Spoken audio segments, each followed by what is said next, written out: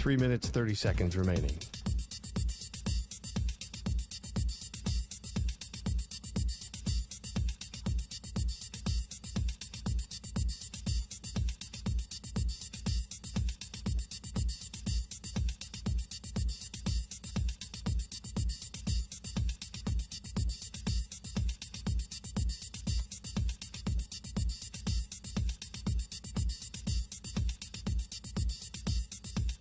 Three minutes remaining.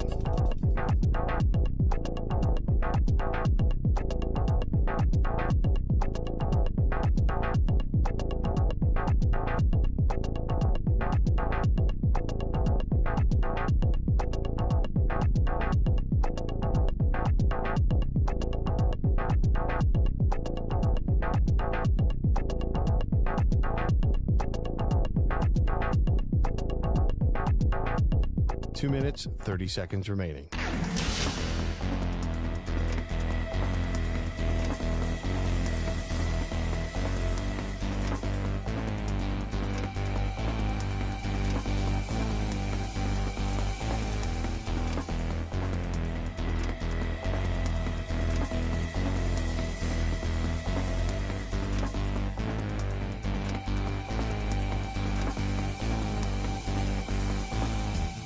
Two minutes remaining.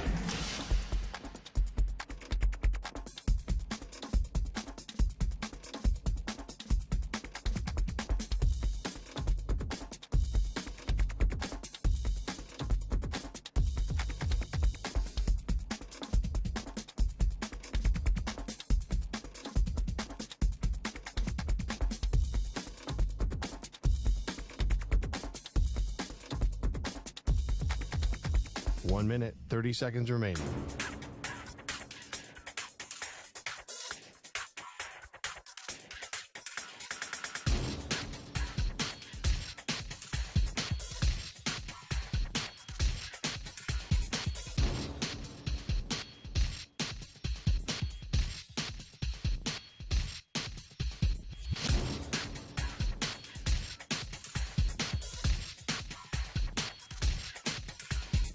One minute remaining.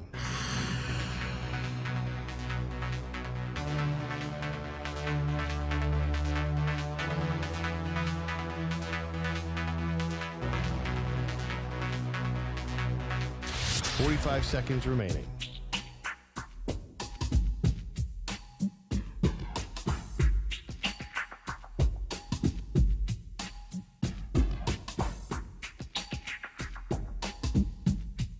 Thirty seconds remaining.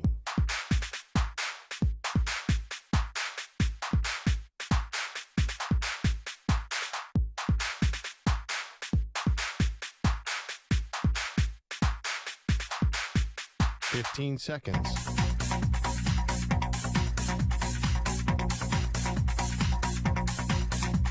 Break ends in 5 seconds.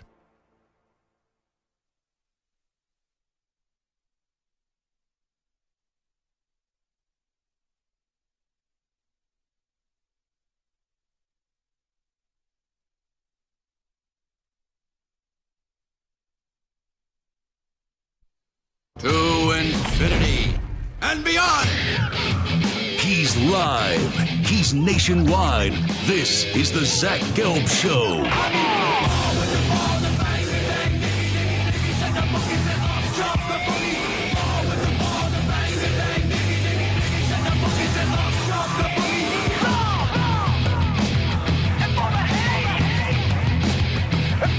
Here's your host, Zach Gelb. Live from the Play Show, yet not overly ostentatious studios of the Infinity Sports Network. This is the Zach Gelb Show, a Wednesday edition of the program as we broadcast to you live across all the great local Infinity Sports Network affiliates, Sirius XM Channel 158, the free Odyssey app, and of course streaming live on YouTube. 855-212-4227. 855-212-4227 is the number to get on in. You could always hit me up on Instagram where I'm straight flexing, or via the good old cesspool of Twitter X at Zach Gelb. That's ZACHGELB. I got Stuart Kovacs and Manny Rodriguez. No, that's not Manny. Chris Hess. No, that's not Chris Hess. Is that Carlos with a K? No, that's not Carlos with the K. Is that Colton Gesser? No, that's not Colton. Who else can I name? Is that Ryan Botcher? I don't know who this guy is. He's a stranger. I don't think I've seen this person in the longest of time. Stu, can you help me out here? Who is this guy that just walked into the studio? Doesn't look like he's homeless anymore. So he's trimmed the beard. Actually looked like he lost like 5 to 6 pounds, I would say. And looks a little bit younger. Who is this guy? I don't remember him. No idea. I've never seen this person in my life. Oh, it's Moist Mike. Oh. How you doing, Moist? I'm back. I'm back, baby. This is like when Michael Jordan came out of retirement and rejoined the Bulls, except we're not the Bulls. Let me tell you that. I have been called the Michael Jordan of producing, though. By who? Your friends? Your family? Welcome back. So Moist Mike, for those that did not know, is supposed to be out all of last week and also Monday and Tuesday of this week because he is moving, and he did move somewhere in Connecticut. And right before he was moving, he got the vid. So he was out for an additional week. So we haven't seen you in what? 2.5 weeks, I think? Yeah, I haven't been here since last Friday, or since Friday the 21st, something like that, whatever that date was on Friday. No, Friday the 17th. That was my last time here. So that was a long time ago. Yeah. And then not only did I get the vid, and not only did I move, but all in that same process, I was actually initially going to be out or working from home on Monday last week because my car broke down. The transmission got shot. In the middle of driving, getting ready to move, my car with 50,000 miles, transmission gone. Luckily, the dealership is taking care of it and everything, but then I'm dealing with this car thing, and then boom, positive for the vid. So it's been a crazy couple weeks, I'll say that. Can I be honest with you? Just fully honest with you, Please right? be. We are men. We are honest to one another. I would never lie to Stu. I would maybe lie to Samter. No, I wouldn't lie to Samter. If I'm just being fully honest, I thought we were going to get a 2 weeks notice text at some point. I didn't think you were ever coming back to produce this show because what you had were legitimate things. But when you just get one after another, after another, after another, it almost sounded like the dog ate my homework. And I'm not saying this is anything you did, but it was PTSD for me because when I first got the Monday through Friday shift here at the network, which was 6 to 10 p.m. Eastern, I just felt like my original producer, the great Mikey B, Mike Biseglia, who's a tremendous dude, you could tell someone was getting ready to leave. And then there was a vacation, then he had a baby, then he had a move. And since your name is Mike and his name was Mike, I'm just sitting there and I'm like, I wonder if Samter's ever coming back. But then you showed me some pictures and you provided some proof of the car and the tree and all these things that were happening. And I'm like, wow, Samter just had about a month of just really crappy luck. And today, you talk about the tree, I was literally set to come back today. We were about to pull out of our garage. I was finishing getting shaving and getting dressed. We were about to pull out of the garage, head to the train station. Power goes out in our brand new home. No idea what happened. Turns out a tree fell right outside of my house, knocked down the power lines. The transformer was exploding. The trees across the street from me were on fire. And you came into work? Power lines were down right in front of my driveway. The fire department and police shut off my entire street. They basically said, you cannot leave your house because you are going to die. And I said, I have to get to work. I have a baby. I have a wife. We have no power. So they were able to portion off a little area of the street so we can get out. Otherwise, I would have been off again today. You talk about dog eating the homework. Yeah. It would have been power line keeping me from work. Well, Stu and I were joking when you were out. We were like, what's the odds in Vegas that Samter's going to actually return? And when you texted me, you called me. I was on the phone with somebody else. That's why I didn't pick up today. And then you texted me about this whole tree situation. I immediately called my Ipe Mizuhara bookie and made sure that I put some money down that you were not going to show up to work today. So now I'm S out of L or SOL when it comes to about $50 today because I had money that you were not going to show up to. Well, I owe Stu like 6 dinners at this point for covering all the time that I've been away. So I think Stu actually enjoyed it. Yeah, listen, I'm sure it was fantastic. I'm sure nobody missed me, but I will say this, dinner is on me next time.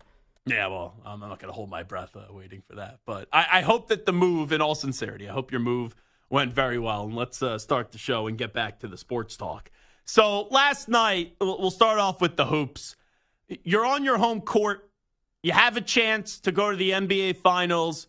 We have seen now in hockey, and we have seen now in the NBA. I think it's tougher than what people think it is when you're up 3-0 in the series and you are at home to close out a team, especially when there's a team that in Minnesota where it's surprising that Minnesota was down 3-0.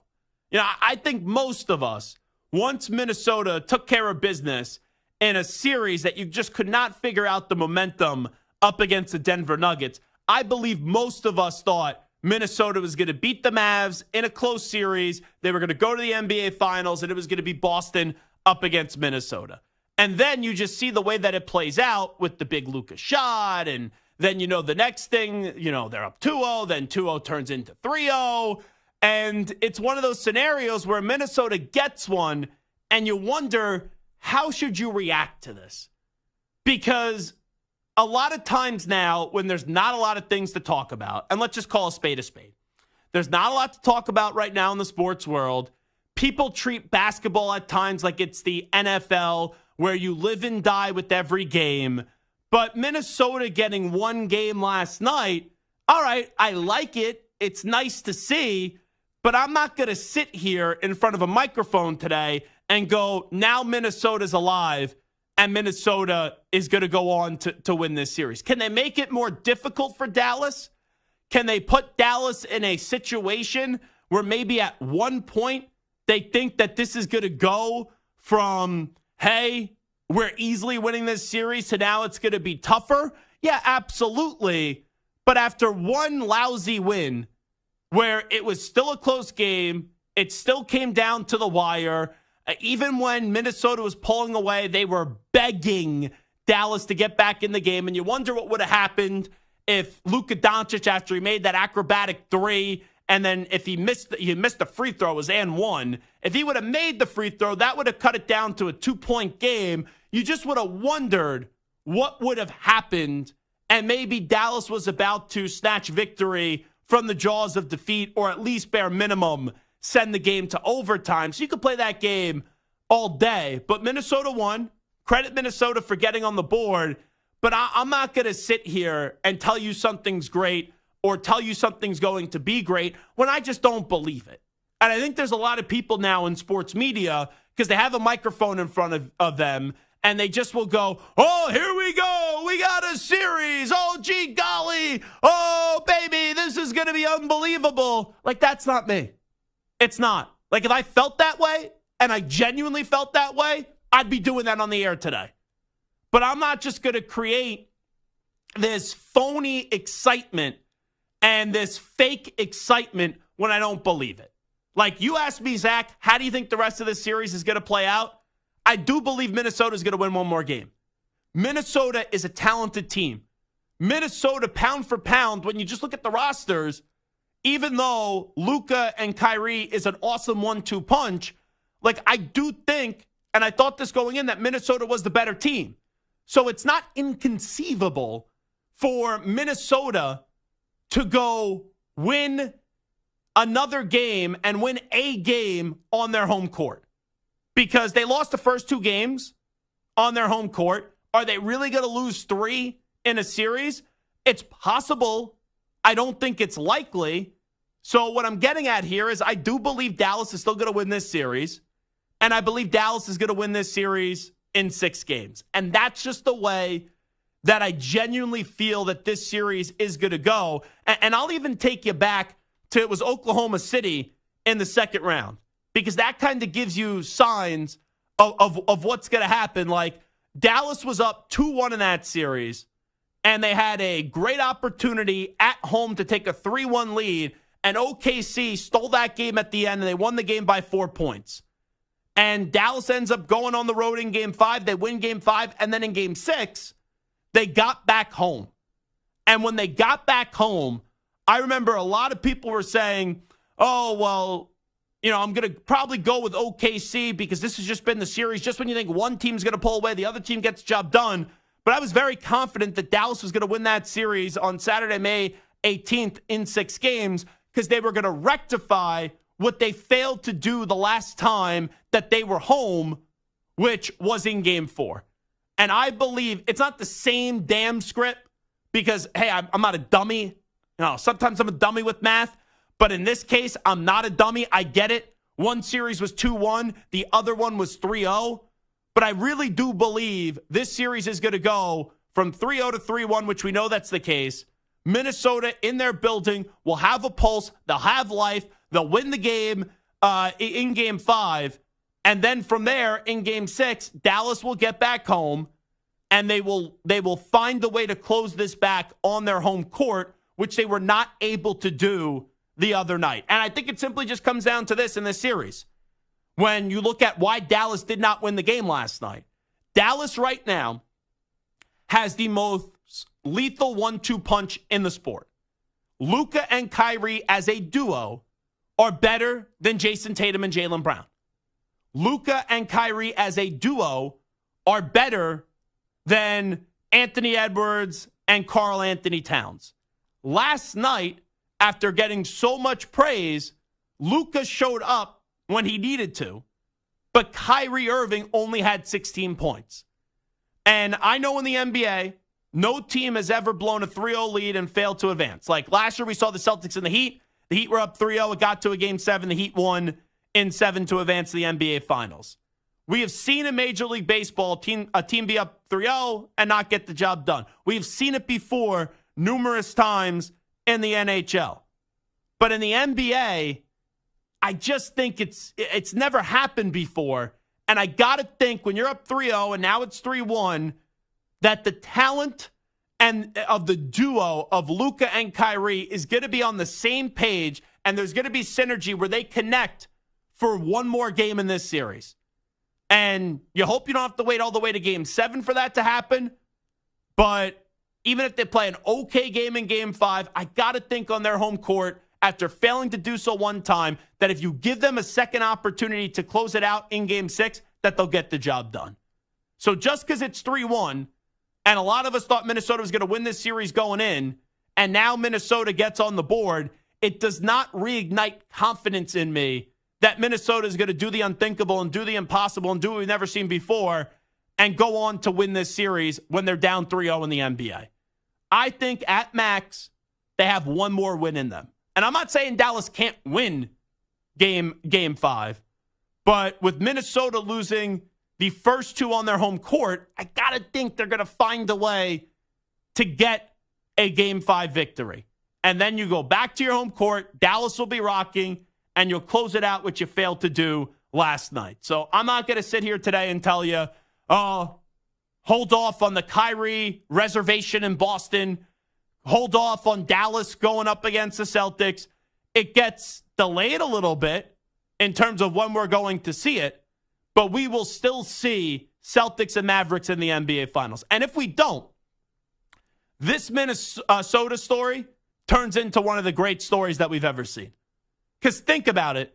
Minnesota was not expected to be in the NBA Finals. Most people did not even think Minnesota was going to get out of the second round.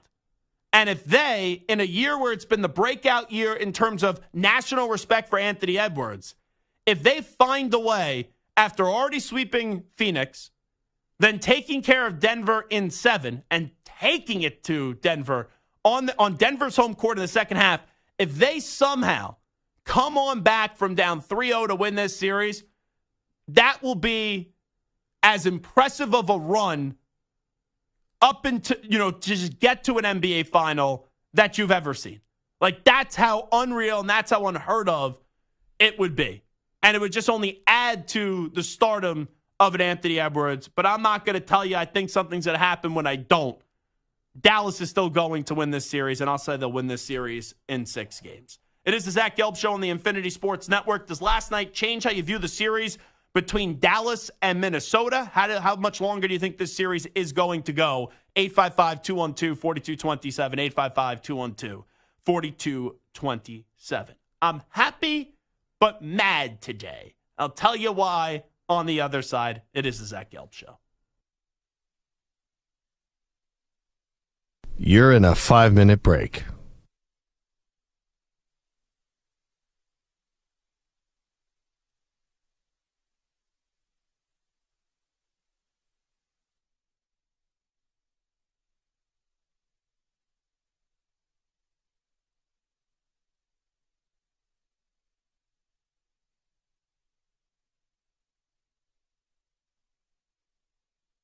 Four minutes, 30 seconds remaining.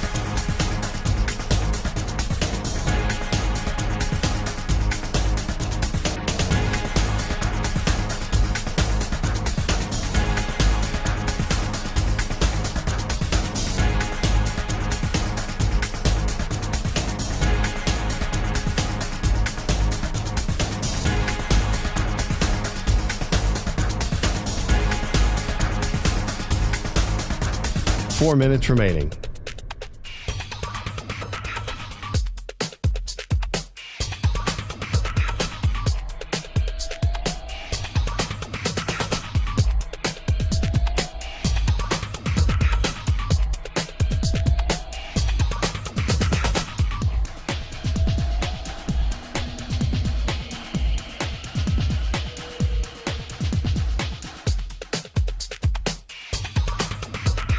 Three minutes, 30 seconds remaining.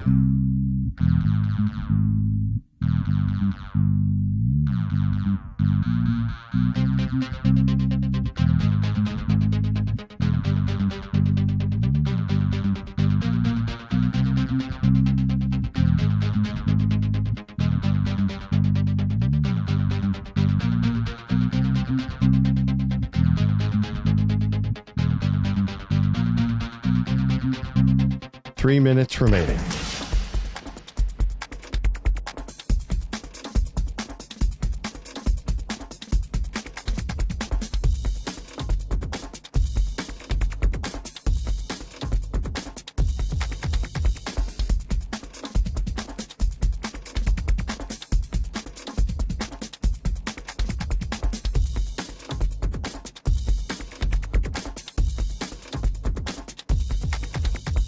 Two minutes, 30 seconds remaining.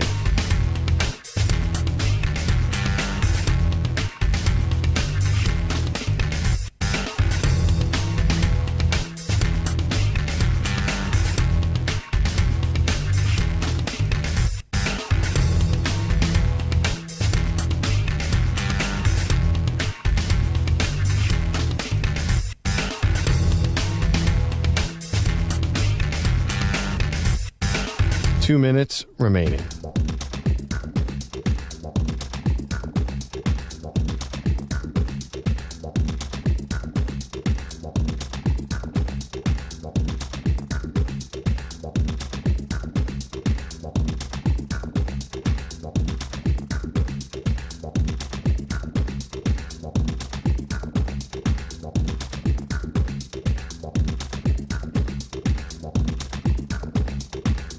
One minute, 30 seconds remaining.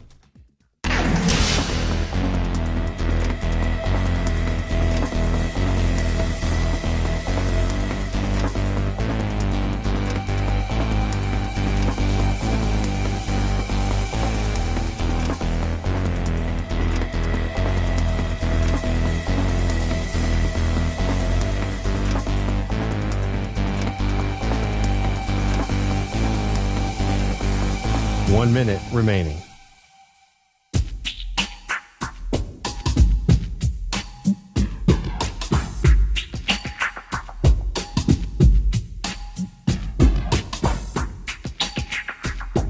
.45 seconds remaining.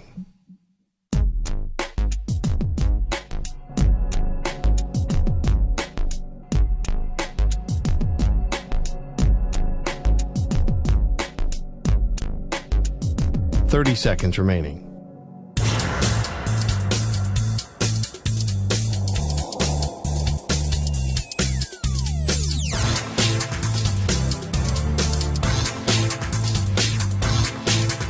15 seconds.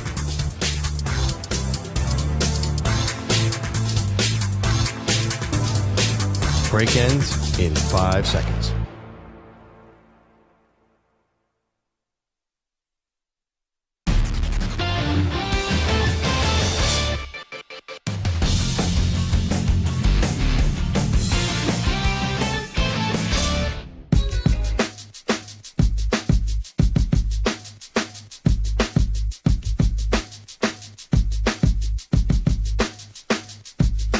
You're listening to the Infinity Sports Network. It is the Zach Gelb Show on the Infinity Sports Network. I'll just go around the room here. I just want a one-word answer. Fact or fiction? In sports, playoff overtime hockey is the most stressful thing as a fan when your team is involved in it. Fact or fiction? I'll start with Stu. Fact. Samter? I'll say fact, but I have to think about it. What kind of answer is that? I mean, off the top of my You've head, had 2.5 sure, weeks but to think about things. yeah, but like off the top of my head, sure, but like I don't know, ninth inning of game 7 or a no hitter, is that more stressful? I have to really think about it.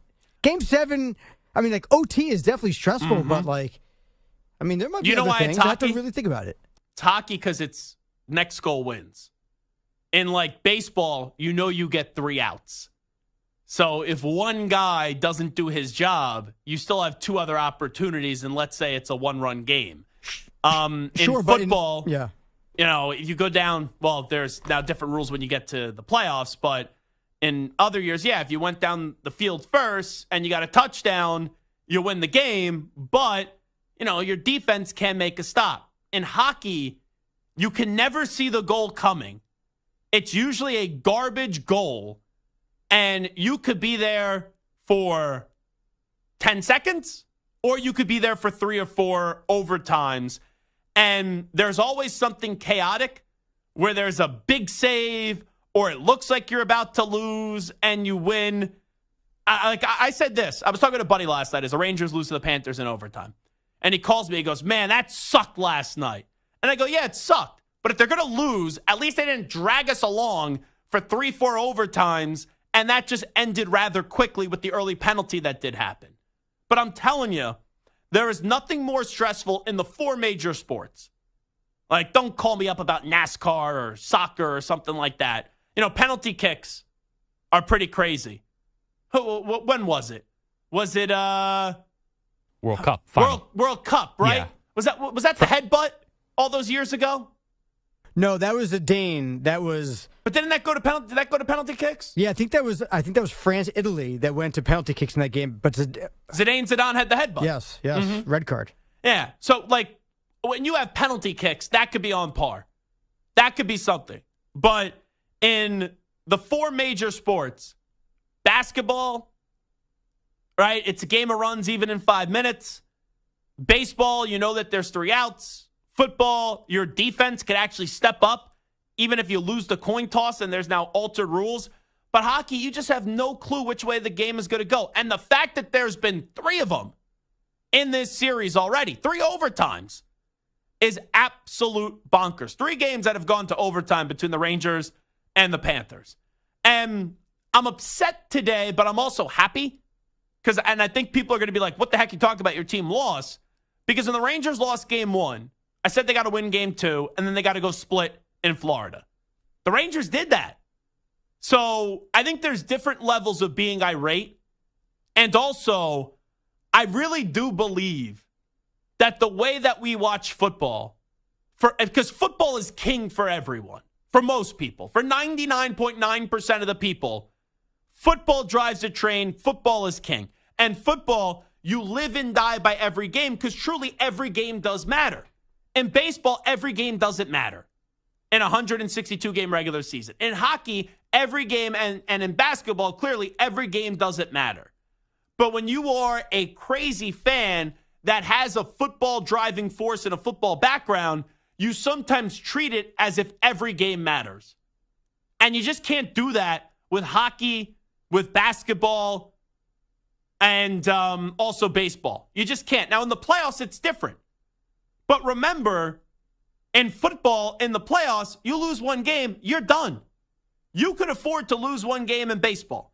You could afford to lose 2 games in baseball. You could afford to lose 3 games in baseball in a best-of-7 series. Same with hockey and same with the NBA because it is a series. But when you get to the hockey side of it, and a lot of my fellow Ranger fans last night, you would think that the series is over. If you would have told me before the series started this was 2-2 with a best-of-3 coming with home ice for a chance to go to the Stanley Cup final, I'd sign for that 10 times out of 10 and don't even think about it. But when you steal Game 3 and you go up 2-1, then naturally you get greedy where you go, oh, we haven't even played a good game yet, so eventually they're going to pull through. Like when that game got to overtime last night, I did not feel confident because they won the last 2 games, and in all likelihood, they probably should have split the last 2 games. But the Panthers, their attack has been overwhelming, and they have dominated the Rangers in terms of being in the Rangers zone. Like the Rangers offense, their top 6 guys, for people that don't really follow hockey, line 1, line 2, your 3 forwards. The Rangers, their top 6 guys have not been producing enough. Like Alexis Lafreniere has. Artemi Panarin, I know he had 2 assists last night, but Artemi Panarin should have been in the Hart Trophy conversation this year. That's the MVP in hockey. And Artemi Panarin doesn't have a goal through 4 games up against the Panthers. Mika Zibanejad doesn't have a point through 4 games up against the Panthers. Chris Kreider does not have a point in 4 games up against the Panthers. But Igor Shesterkin has been sensational. Igor Shesterkin has been out of this world good. And when your top 6 guys, most of them, and your 3 big dogs haven't showed up 4 games into the playoffs, call me stupid, call me whatever you want. I gotta think eventually those guys starting in Game 5 are going to start to show a pulse. And I know in the playoffs things get tightened up. I know that this Panthers team is a sensational team, and it's a reason why I called them the best team in hockey entering the postseason, even though they don't have the most points in the league. But I would have to think it's not a foregone conclusion. It is not a lock.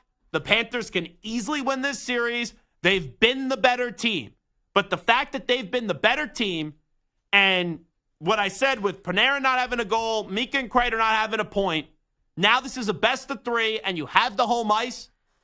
I am happy that this is 2-2. Yes, I'm not thrilled that they lost the game last night, but I think you got to be realistic.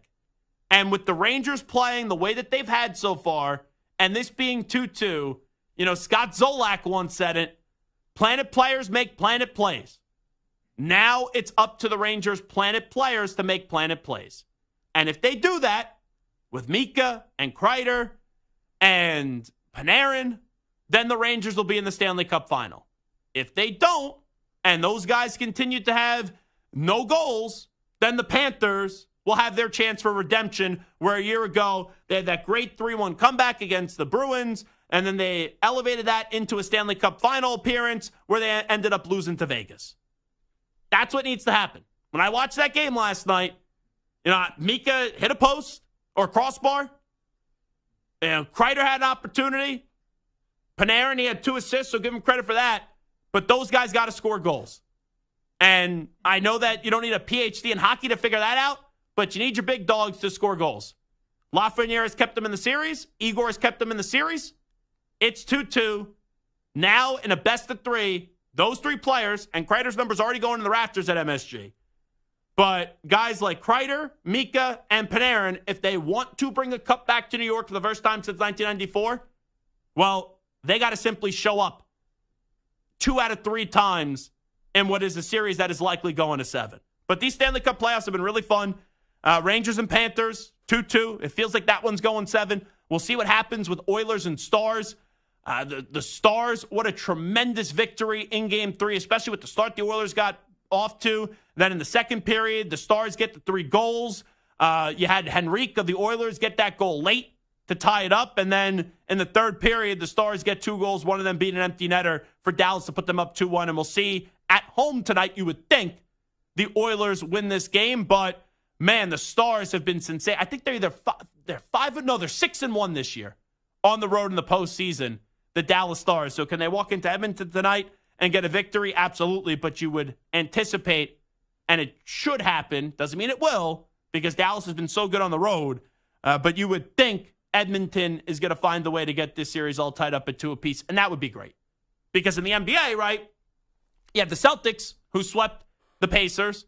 And I know the Timberwolves got on the board last night. I don't think that series is going to go farther than 6, even though I would love to have seen the Rangers sweep the Panthers, but that's just not being realistic. As a sport fan, and if you separate your personal fandom, if you could get me a 6-game series, like bare minimum, the Western Conference Final, and a 7-game series in the Eastern Conference Final, man, that's what makes Stanley Cup playoff hockey just so great. It is the Zach Gelb Show on the Infinity Sports Network. Nico Collins gets paid. How many teams in the AFC do you currently trust more than the Houston Texans, who had a wonderful season a year ago, and they're looking to build on it here in year 2 with C.J. Stroud, Will Anderson, and D'Amico Ryans? Talk some football next. Update time first, though. Here is the Ackman, Rich Ackerman. Infinity Sports Network Sports Flash. Another receiver gets paid, as Jawan Jennings also getting a 2-year deal from the San Francisco 49ers worth $10 million guaranteed and perhaps as much as $15 million in total. UConn's Alex Caravan is withdrawing from the NBA draft and returning to school, while the Clippers have some decisions on their hand, and one has seemingly been made. Head coach Ty Lue reportedly getting an extension that'll put him among the highest paid coaches in the league. The NBA has the night off before the Western Conference Finals resume tomorrow, while the Stars have taken a 2-1 lead in the Western Conference Finals of the Stanley Cup playoffs after back-to-back wins. Game 4 tonight in Edmonton. Peter DeBoer's crew was in this spot last year, but couldn't get over the hump. This time, the Stars coach said his team feels like it belongs. I think I mentioned this in the Vegas series. I felt last year in the Western Conference Finals, when we got to this point, we were kind of hoping that everything lined up and we could win. You know, I feel like this year we feel like we should win. The Tigers blanked the Pirates by a score of 8-0. Also right now, the Rangers lead the Diamondbacks 1-0 top 4. Top of the 8th, it's the Cardinals with a 4-1 lead over the Reds. This report is sponsored by Progressive Insurance. Protect your home and auto. Save when you bundle. Get a quote at Progressive.com. I'm Rich Ackerman.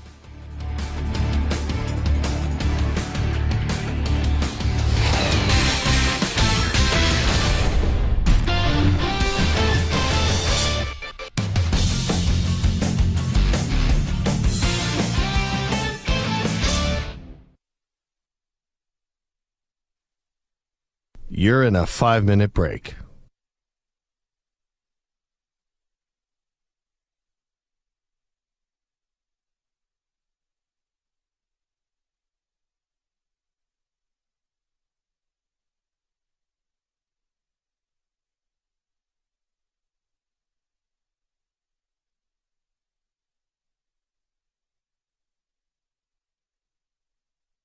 Four minutes, 30 seconds remaining.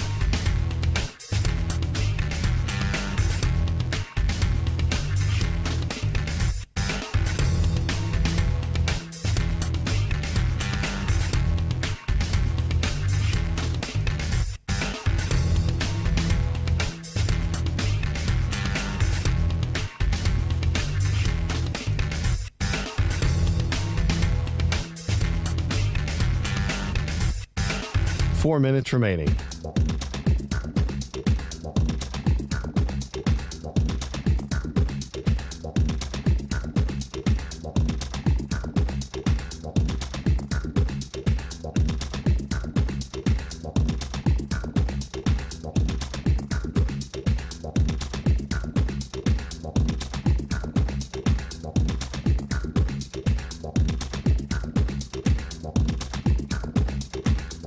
Three minutes, 30 seconds remaining.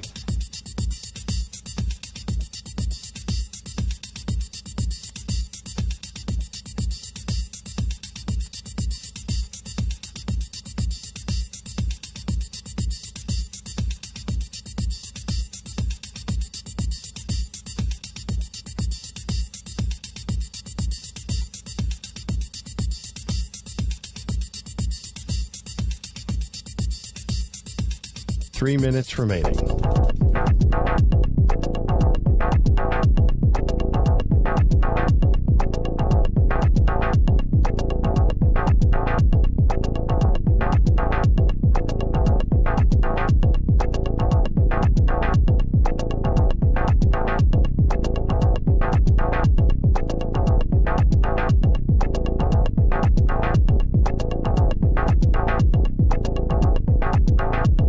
Two minutes, 30 seconds remaining.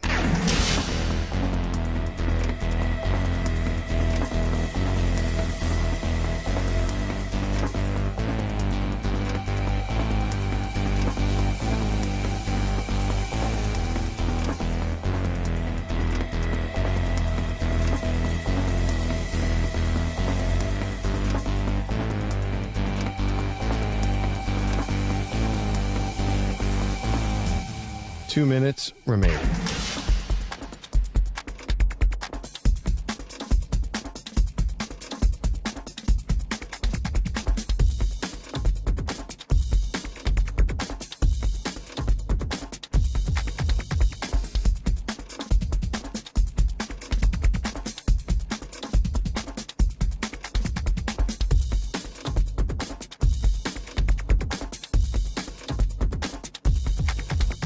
One minute, 30 seconds remaining.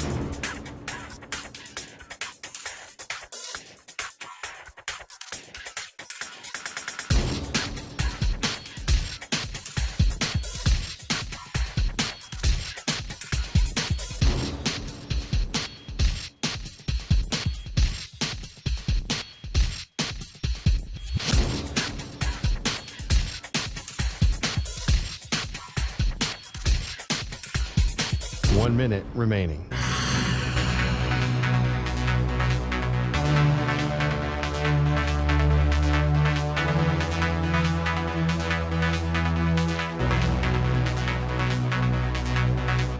Forty-five seconds remaining.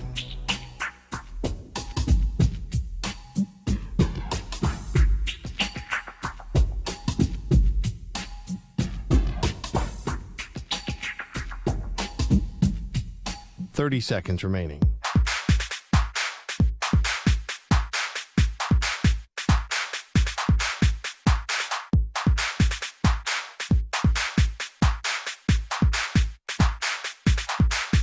Fifteen seconds.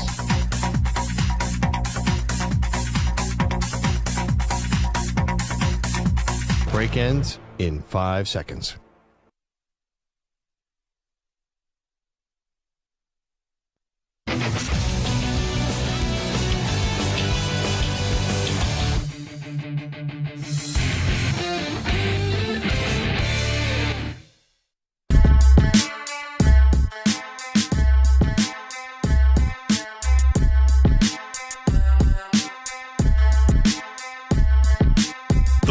Continues on the Infinity Sports Network. It's time to ask the pros, where you, the listener, gets to ask us a question. It's brought to you by O'Reilly Auto Parts. Simply tweet your question at INFSportsNet or at Zach Gelb using the hashtag #AskThePros. Be listening later in the show when we might answer your question. Think O'Reilly Auto Parts for all your car care needs. Get guaranteed low prices and excellent customer service from the professional parts people at O'Reilly Auto Parts. O'Reilly Auto Parts. I'll get to Nico Collins and the Texans in just a second. But Calvin Ridley was recently talking to Fox Sports. And during the break, I said to Stu and Samter, Calvin Ridley was talking about a wide receiver that is anywhere from the range of this year's rookie draft class to going into his third year in the league. And when he was talking about that wide receiver, he said that receiver is a stud like Julio Jones, A.J. Brown, and Terrell Owens. 3 pretty big names, like huge names. So I'm curious who the receivers are that Stu and Samter have thought of that this quote could be about. Now, I had one right away when I just saw the headline of this. And I just saw Calvin Ridley compares this wide receiver to Julio Jones, A.J. Brown, and Terrell Owens. And I had like one guess right away. So I'll hold my guess. I'll give Stu the first guess, though. So I'm guessing it's not like an obvious guy. So the first name that actually came to my mind was Jackson Smith and Jigba. Good guess. So, yeah, I Very don't know. good Just- guess. Just a random guess out of a random, very good receiver. Who was an enormous wide receiver at Ohio State, had to deal with injuries, and then last year came on strong towards the end of the season. That is a very good guess. It is not Jackson Smith and Jigba, though. But that's a good guess by Stuart Kovacs. Samter, let's see what you could come up with here. So I'm trying to think of teams that Calvin Ridley played for with. There was the Jaguars. Mm-hmm. There were, obviously, he's now on the Titans, but there's no one on the Titans that he would say. The Jaguars, nobody there that's Falcons? young enough. And the Falcons, maybe Drake London, but he was suspended during that year, so I'm not sure how much of Drake London he saw. But Calvin Ridley also went to Alabama, and those Bama Roll Tide, they like to stick together. I'm going to go with Jamison Williams, Alabama Crimson Tide of the Detroit Lions, Jamison Williams. Survey says... Dang. Am I along the right path that it's something that he played, a team that he played for? Oh, it's a current teammate. It's a current teammate of Calvin Ridley. And when I say the name, you guys are going to be like, oh, okay. Like, you shouldn't compare this guy to those three guys, but he's doing a nice job in maybe pumping up the confidence level of this teammate. There's only one name that it could be, but I'll let you say it. No, I'll let you say that name. It's got to be Treylon Burks. That would be correct. Now, the name I thought of when I first saw Calvin Ridley compares a wide receiver to studs like Julio Jones, A.J. Brown, and Terrell Owens was Marvin Harrison Jr. That's who I thought of. And if it wasn't Marvin Harrison Jr., then I thought, okay, it has to be a rookie, so maybe it's Malik Neighbors. That's who or even Rome Odunze. I thought it was one of the first three wide receivers taken in this year's draft. But it's Treylon Burks. Now, Treylon Burks, his first 2 years in the league, he's been a disappointment. And Tennessee did something that was very stupid. They didn't pay young, proven talent. They elected to trade young, proven talent and thought they could just draft a wide receiver in the first round and, hey, you could pluck a wide receiver out of thin air in the first round and he would be just as good in time as A.J. Brown. But when Treylon Burks, through his first 2 years in the league, has played 22 games and has 665 receiving yards, I don't care if you've been impressed by him, Calvin Ridley, in your limited time with Tennessee, but your own organization does not even believe in him the way you believe in him, because if they did, they would have never signed you to that contract. Think about it. They already have DeAndre Hopkins there. If DeAndre Hopkins is paired with Treylon Burks and Treylon Burks is actually a stud like Julio Jones, A.J. Brown, and Terrell Owens, there's no need to overpay for Calvin Ridley, which Tennessee did, because you still have Treylon Burks on his rookie deal. But Rand Carthon, who did not draft Treylon Burks, has to be thinking, oh, Treylon Burks is someone that is probably closer to leaving Tennessee rather than getting another contract in Tennessee. And that was just an egregious move by John Robinson at the time to not pay A.J. Brown, and it really ended that run that Tennessee did have where they were a good team. You know, they probably weren't going to win a Super Bowl. That one year they did go to the AFC Championship game where they lost to the Kansas City Chiefs.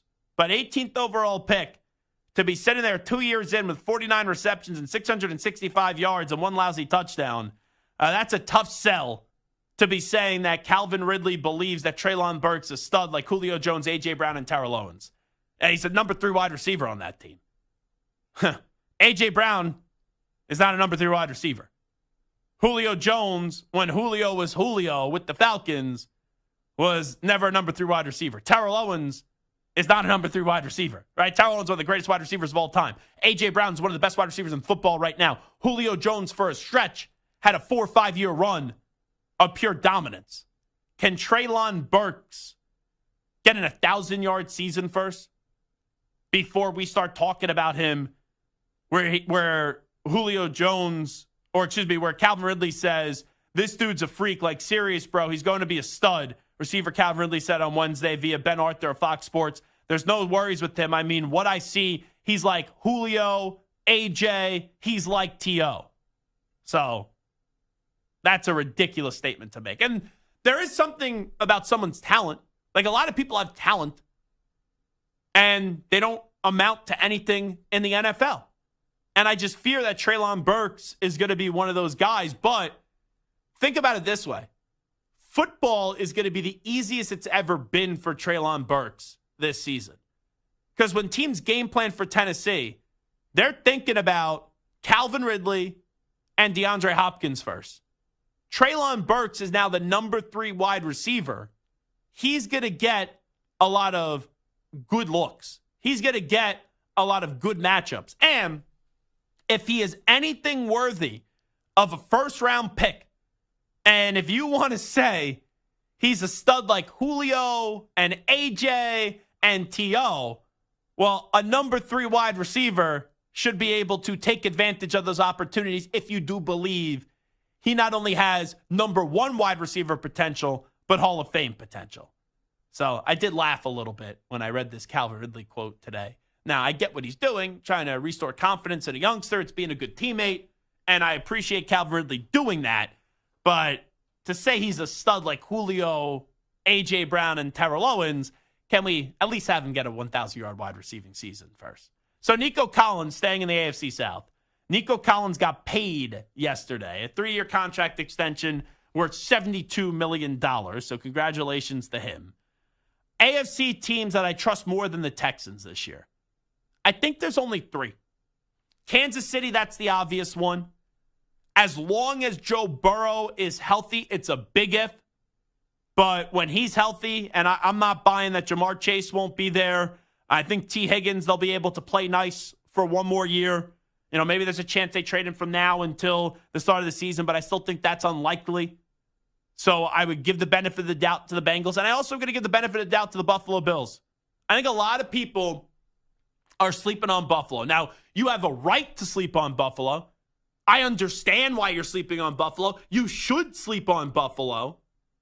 But I don't think the Bills are going to take as big of a step back as what people think. I still believe the Bills are going to win the AFC East. I still believe the Bills are going to be the 3rd best team in the AFC. And I still believe the Bills are a Super Bowl contender. Doesn't mean I'm going to say they're getting to the Super Bowl, but I think they're a Super Bowl contender. Still got big Deion Dawkins at that left tackle. You still got Josh Allen. Last time I checked, he's top 3 quarterback in the sport. I am believing in Keon Coleman. I believe in James Cook. I believe in Dalton Kincaid. I think they have enough to be good enough. But to me, those are the 3 best teams in the AFC still. Chiefs, Bengals, Bills, in that order. But after that, I do think the Texans are the 4th best team. Like the Jets, they have a really damn good roster. Aaron Rodgers coming off an Achilles, though. The Ravens, they add Derrick Henry. I like that move of adding Derrick Henry. They did lose some pieces, though, on the defensive side of the ball. And Lamar Jackson, as good as he is, and he's a 2-time MVP, so I get it, he has more MVP awards than Josh Allen, but I just think Josh Allen's a better quarterback than Lamar Jackson. And when I look, I'll give you another team, too, that I'll throw into the conversation. Because you go through it, you know, the Bills or the Texans, I think, are better than the Dolphins. You go through the other teams as well that you think, okay, how they stack up with the Texans, you know, who's going to, you know, who could move over, you know, maybe usurp the Bills or the Texans. And I still think the Texans are better than the Ravens. I still think the Texans are better than the Jets. I do entering this season. That move of getting Danielle Hunter, big. Getting Stephon Diggs, big. Making Nico Collins your number 2 wide receiver now, big. CJ Stroud, your number 2, big. But I look at a team like the Browns. The Browns, their big question is Deshaun Watson. They have a well-rounded roster. They have a really damn good team.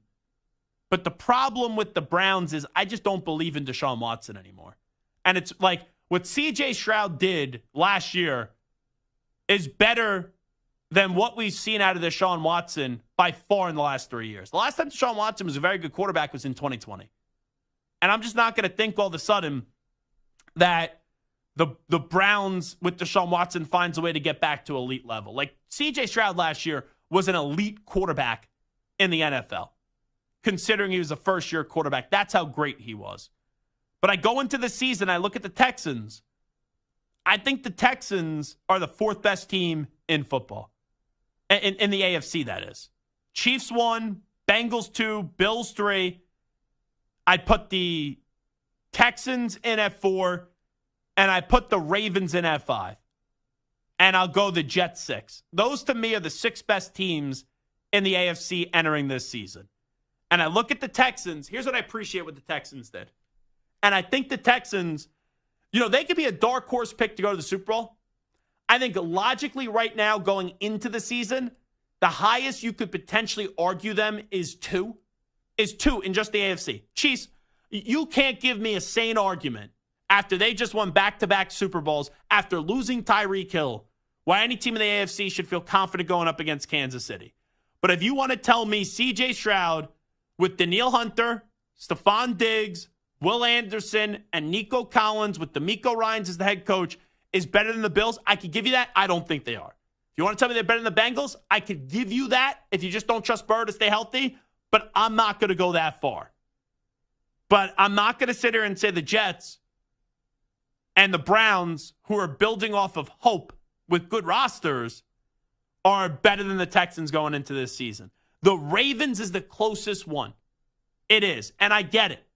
The Ravens beat the Texans in the playoff game last year, but the Ravens are the more seasoned, experienced team, and they needed at home a good second-half effort by Lamar Jackson to win that game. I believe what you just saw last year from the Texans was them scratching the surface. And the division got better, the division got tougher, but I do believe the Texans have that next step. And Nick Caserio has identified that, and Nick Caserio has looked at that, and he could have been complacent. He could have said, let's just sit back and rest on the laurels that we built last year. And probably no one would have bitched about it.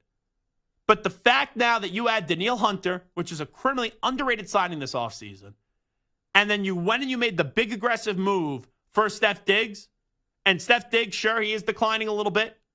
But I think a lot of that last year was more so him not being happy in Buffalo. Stephon Diggs still going to go out there and get you 1,100, 1,200 yards this year. And Nico, they'll probably have 2 1,000-yard wide receivers. They're going to throw the ball a ton with C.J. Stroud. And we know C.J. Stroud knows how to deal with very good wide receivers. He's been in loaded wide receiving units when he was at Ohio State. Like, Stephon Diggs and also Nico Collins should both, if they're healthy, should be 1,000-yard wide receivers. And offense goes very far in this league. So right now, entering this season, I put the Texans as the 4th best team in the AFC with the Chiefs, Bengals, and Bills right in front of them. Take the time out. It is the Zach Gelb Show on the Infinity Sports Network. When we come on back, 2 weeks ago, even a week ago, everyone was saying Anthony Edwards is the next face of the NBA. Is that still the case with them being down 3-1 in the Western Conference Finals? Will people take a step back if Anthony Edwards can't lead this improbable comeback and find a way to get back to the NBA Finals?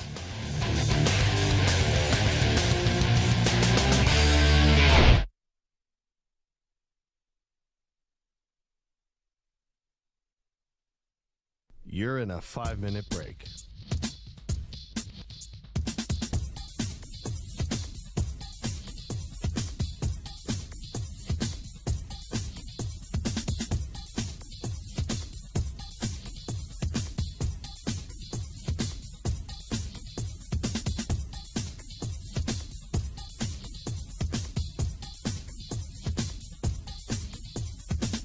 Four minutes, 30 seconds remaining.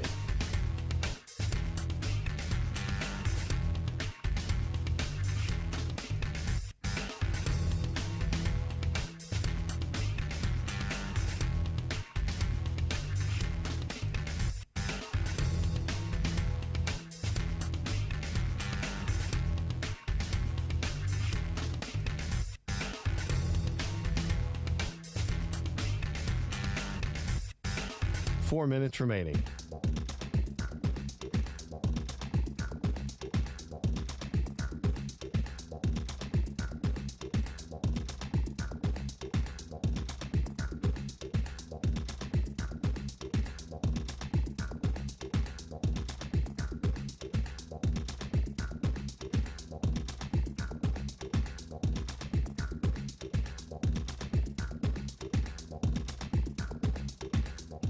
3 minutes, 30 seconds remaining.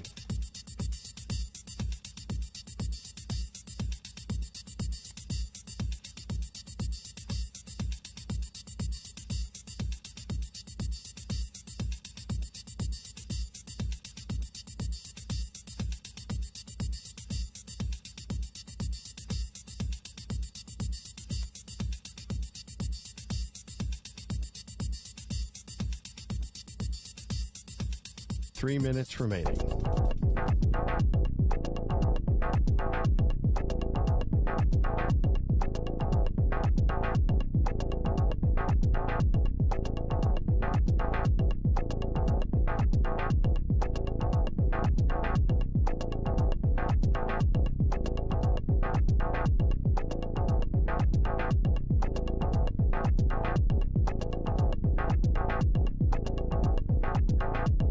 Two minutes, 30 seconds remaining.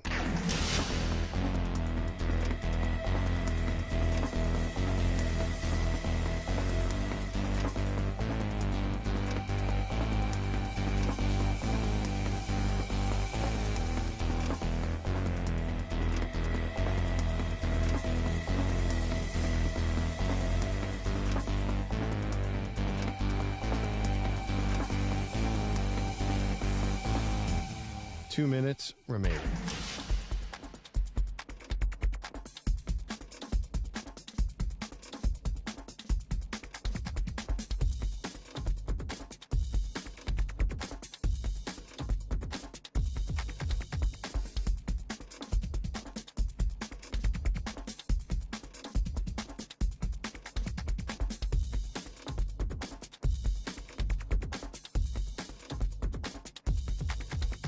One minute, 30 seconds remaining.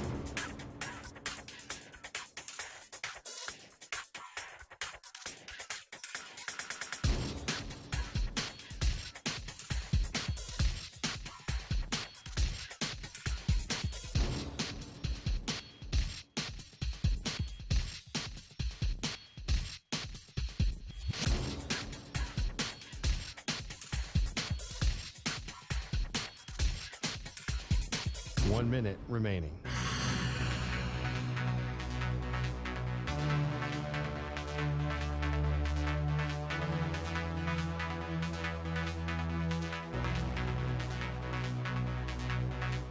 Forty-five seconds remaining.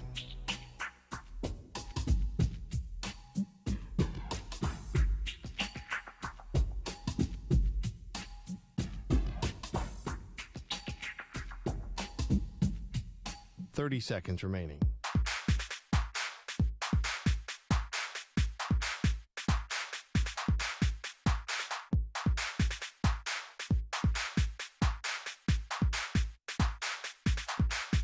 Fifteen seconds.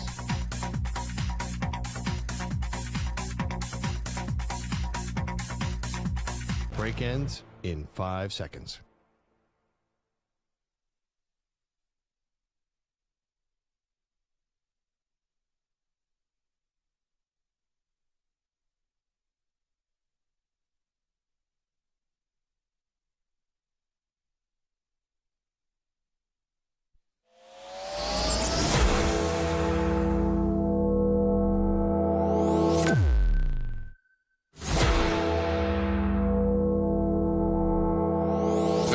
Infinity and beyond. He's live. He's nationwide. This is the Zach Gelb Show. And away we go, hour number 2 of our radio program. We will reevaluate the future face of the NBA in just a second. But real quickly, it's a kill two birds with one stone type of story. So Dove Kleiman, who's that NFL aggregator, he had a tweet over the weekend. And let me see Dove's account.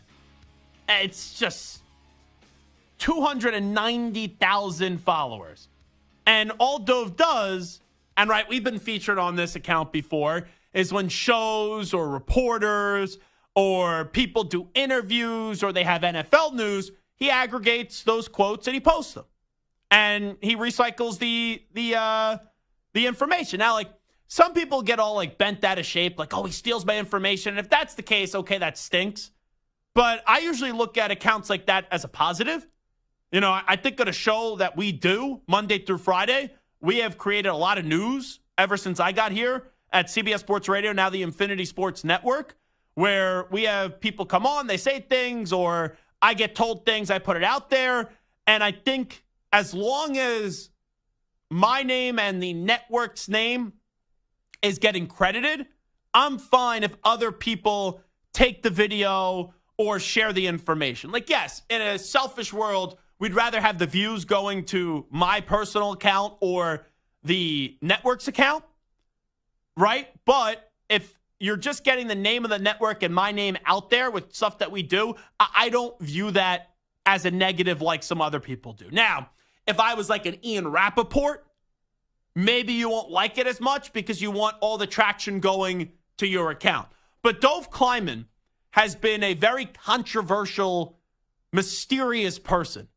Because for a while, this guy just has an avatar of like a generic human being, and no one even knew if he was actually real. They didn't know how many people were behind the account. And someone did, I think it was Ryan Glasspiegel, did a feature on him, and they were able to track him down that it's actually a guy that lives in Israel, which with the time difference and how much he posts, it's like, when does this guy ever sleep? So anyway, long story short, and this is talking about killing two birds with one stone, Dove Kleiman the other day tweets out, congratulations to Mark Davis and Hayden Hopkins as they're expecting a child. Now, I think a lot of people looked at that and go, that's a weird congratulatory message because Mark Davis is 69 or 70 years old, and I think Hayden Hopkins is like in her 20s. I don't know much about her, but they were once pictured together at it was either a football game or a basketball game. Most people just assume the Raiders, but I think Mark Davis also owns the Aces, so I don't know where they exactly were, and there's been rumors for years that they were dating. Now, Hayden Hopkins, I don't think she's like tweeted in like 3 years or something, or it's been like a long time, and she went out on social media, and she said, I just want to clear something up. I did not sleep with Mark Davis. We are just friends, and no, he is not going to be the father of my future child. So in the last day, there's been a lot with this story, and a lot of people have been attacking Dove Kleiman for sharing this false information. Now, we found out that the child's, you know, the child when it gets born, the father is actually Joey Gallo, which who would have thought that, the baseball player? So Joey Gallo, I guess, is the father of this child. But it has once again reignited the deep dive on Dove Kleiman. And there are a few reports out there that Dove Kleiman, whose account is still up there, and you have no clue because it's basically an anonymous person for the most part running it, was actually sold, reportedly sold at some point during this football season. So someone has still done the work of Dove Kleiman. They now have his account. Now you could monetize your account on Twitter. Like I get paid every month from Twitter based off how many views and clicks and things like that that you generate. So someone must have thought that Dove, and obviously gets a ton of traction, that it was worth the investment either personally where you want to be controlling an account like that, or financially you'll get paid a good amount of money. And I don't know if that's a good investment or not, but there's a report from Front Office Sports that Dove Kleiman was seeking X amount of dollars for his X account in December. Now, I don't know if it's sold for this, and there has been reports of his account being sold, but if you had to take a guess, Stu and Samter, how much do you think Dove Kleiman was seeking for someone to take over his X account and to have him sell his X account? What do you think the dollar number is? For 300,000 followers, I'm going to say he was looking for $1.5 million. Wow. Could you imagine selling your Twitter? It's not a right number. But could you imagine someone coming to you for a social media account that is pretty much anonymous? Like, you could do what you want once you get it. But if you just follow Dove, which I do, you cannot tell a difference, assuming this account was sold from then. Like, I don't, I get maybe you get some financial gain from this, but you give it are you really going to make $1.5 million back and then some off this account? Like, that's tough for me to believe. But it's not $1.5 million. So, Stu, what do you think the number is if you had to take a guess? It's lower, obviously, than $1.5 million. Yeah, I'll say $600,000. Not even close. $75,000. What? Wow. Think about that. Well, like, in an ideal, like, this just goes to my point. A lot of times, people, they look at someone with 200,000 followers, and they're like, oh, that person's probably making a killing. They're probably making so much money. The amount of followers that you have does not always equate, and in most times, it does not equate to how fat your paycheck is. Like, I'm not, this is going to sound like a douchey thing, because I am not an ATM whatsoever. But I know that there are people with a lot more followers than me that don't make more money than me. I just know that. But people look at followers now in this society and they equate that to financial gain. And if like, I say if only, Dove Kleiman is looking for $75,000 for an account that has nearly 300,000 followers and is all over the place, it tells me two things. One, what people think is very lucrative with this Twitter account is not as lucrative as you would anticipate. And also, we are so involved in a sports bubble. We're like, in our sports world, right? Stu, you know who Dove Kleiman is, right? The account. Of course. Santer knows who it is. I know who it is. Everyone in this building knows who it is. But when you escape the sports world, how many people actually know who the heck Dove Kleiman is? Like, there are people that I will sit here and I follow that have nothing to do with sports and aren't mega stars, obviously. I'm not saying Dove Kleiman's a mega star. But I'm like, all right, you at least know who that person is. Or you at least know who that account is. But someone like Dove Kleiman and that account, if you ask someone that isn't a football fan, they probably have not a damn clue what you're talking about. And hey, $75,000 is not just like little money. Like, that's a good amount of money. But when the guess was $1.5 million and what'd you say, Stu? 500,000? I said 600,000. 600,000? We were all off the mark here. But yeah, Dove Kleiman, according to Front Office Sports, was seeking $75,000 for his X account. When I first read that, at first I thought, oh, it was $750,000 and maybe my eyes were just playing a trick on me. But $75,000 for his X account. I don't blame him. And a Bitcoin account linked to the NFL aggregator shows nearly $21,000 worth of crypto was deposited on February 19th, 8 days after the Super Bowl of this past year. So, what a wild story. Dove Kleiman misreporting who the father was going to be for Hayden Hopkins' baby. Ended up having people once again doing a deep dive on Dove Kleiman. And then I think I saw it on Barstool first, where someone reported that Dove Kleiman, who we thought he was, Dove Kleiman was who we thought he was, wasn't actually Dove Kleiman anymore, and he sold his account. Now, you know what the most bizarre part of this story is? It gets more bizarre? Well, no, I told the whole story. Okay. But the most bizarre part of the story to me is, like, if you're taking over that account and you're paying $75,000, why are you keeping the account basically the same thing? Like, wouldn't someone take over that account for $75,000 and make it known that they're the one running the account? But you can't be making enough money, and maybe I'm just wrong on this, but you can't be making enough money to do the same thing Dove was doing. And I don't know if he got the $75,000. That's just what he was seeking. But if you were seeking that, you got to be somewhere in the ballpark range, right? You got to be somewhere close. Like, I would think within $10,000. But wouldn't you try to do something different? But just to keep it like status quo on this account, that's just an aggregating account, Kind of doesn't make any sense to me. And I know you can't just take over the account and do something that's not football and try to pump up your business or something, but I would start to do more content that would feature the person that did take over the account. The aggregating business is it's just something I don't understand it. I really don't.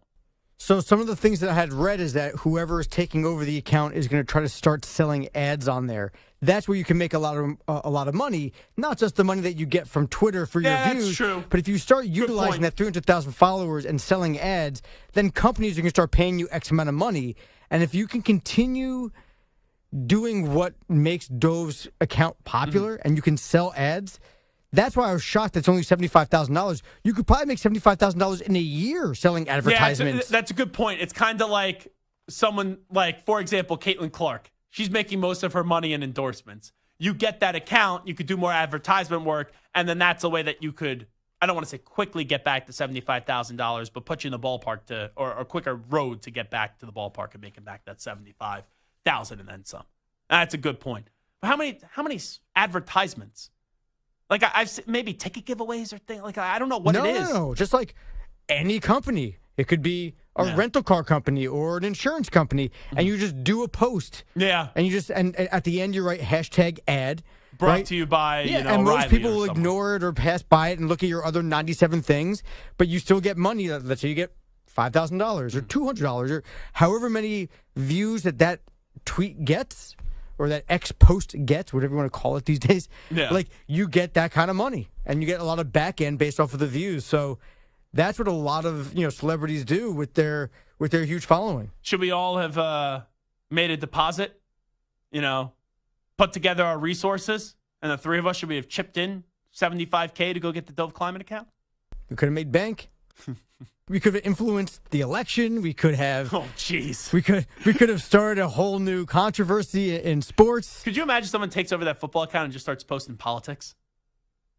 People follow that account to find out who's their left tackle or which player in their team is saying something controversial. Imagine you start going up there and you start tweeting out things about Trump and Biden. Oh, geez Louise. That would be brutal. We'll take a break. It is the Zach Gelb Show on the Infinity Sports Network. A week ago, if I would have asked this question, everyone would have said Anthony Edwards, Anthony Edwards, Anthony Edwards. Now Anthony Edwards is down 3-1 in the conference finals. Do we need to reevaluate the future face of the NBA? We'll get into that when we return in 5 minutes. You're in a 5-minute break.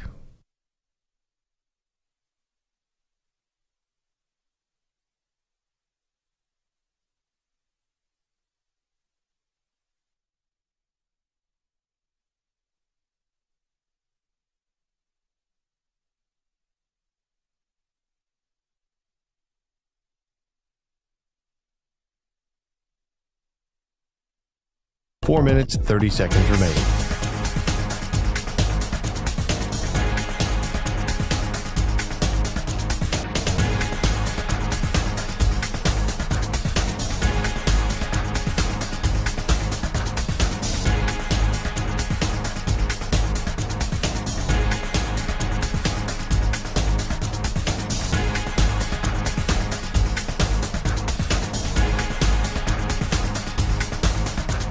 Four minutes remaining.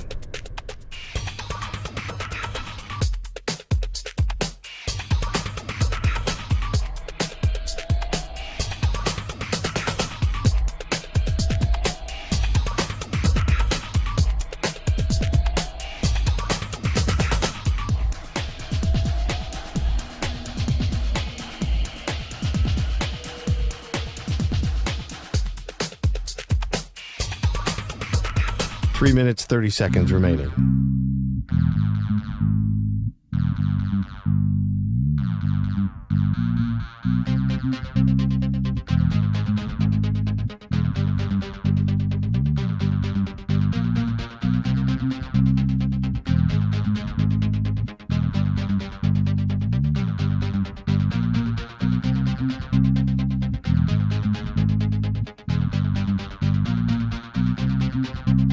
Three minutes remaining.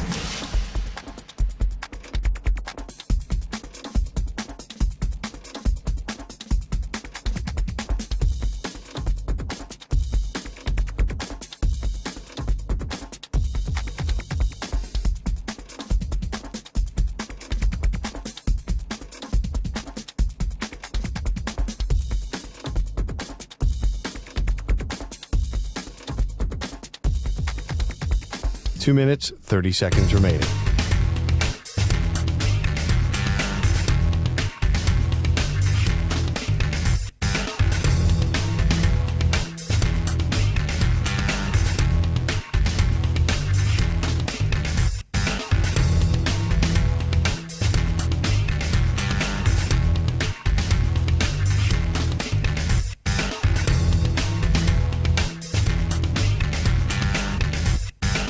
Two minutes remaining.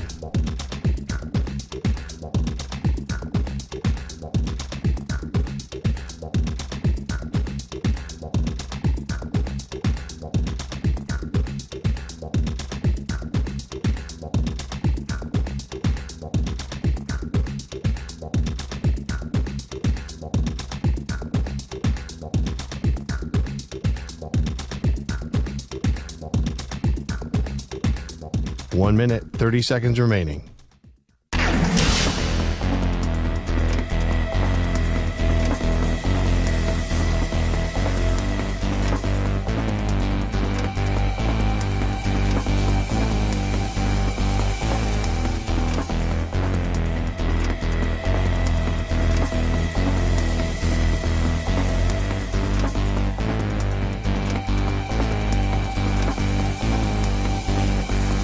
One minute remaining.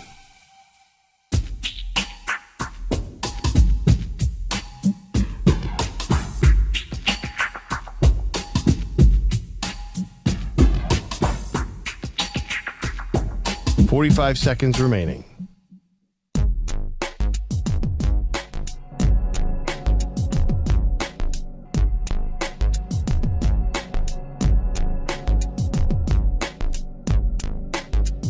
Thirty seconds remaining.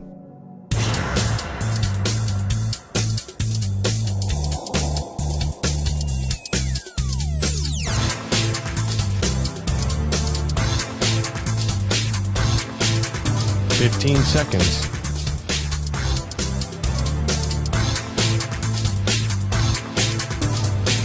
Break ends in 5 seconds.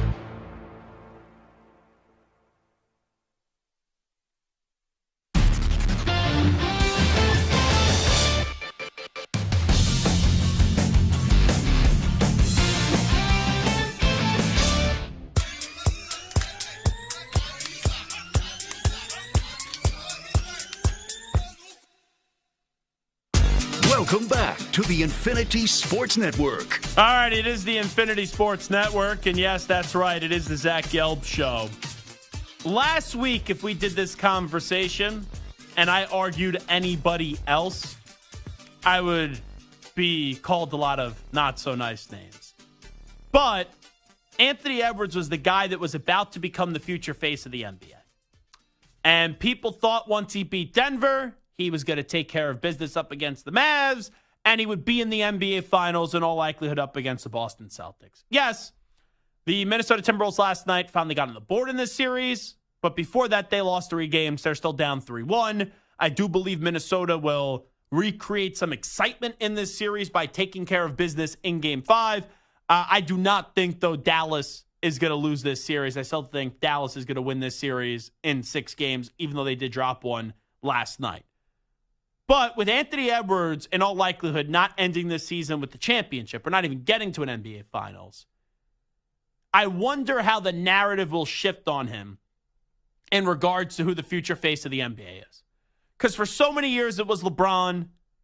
And for a while, right, you had KD, you had Steph Curry. But all those guys now are getting up there in age. And in all likelihood, LeBron's not winning a championship again. Kevin Durant's not winning a championship again. And probably Steph Curry is not winning a championship again. So we are in a road now and a path now where the postseason's been so fun because you've had so many younger players going on their runs. And now you have, in all likelihood, Luka Doncic going to the NBA Finals. And we'll see if this could be the year for someone like Jason Tatum, who's still very young, but has been around for a good chunk of time now and has been close yet so far if he could get over the mountaintop and could find a way to raise banner number 18 in Boston. But I look for 3 things when we're talking about a future face of the league. These are the 3 things I think you need to have.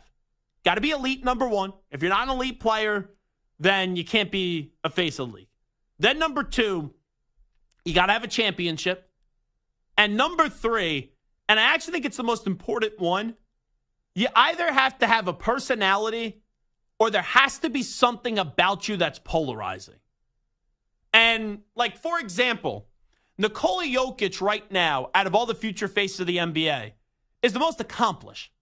Out of the future faces, has 3 NBA MVPs, has a championship, and has a finals MVP. But Nikola Jokic is a 0 when it comes to personality. And Nikola Jokic isn't polarizing. Like, no one walked away from that second-round series and said, oh, I hate Nikola Jokic. There's something about Nikola Jokic that just drives me crazy. No, people walked away saying Mike Malone acted like a baby after losing Game 7. And Jamal Murray acted like a child as well in Game 2, throwing the heating pad and the towel. So even though Nikola Jokic can continue to be the NBA's biggest problem, I don't think he's a face of the league because he doesn't have much personality. He's not polarizing. You know, similar things can be said for Giannis Antetokounmpo. Giannis has 2 MVPs. Giannis has a NBA Finals MVP. Giannis has a championship. But do people really, like, does the overwhelming majority of people really hate Giannis Antetokounmpo?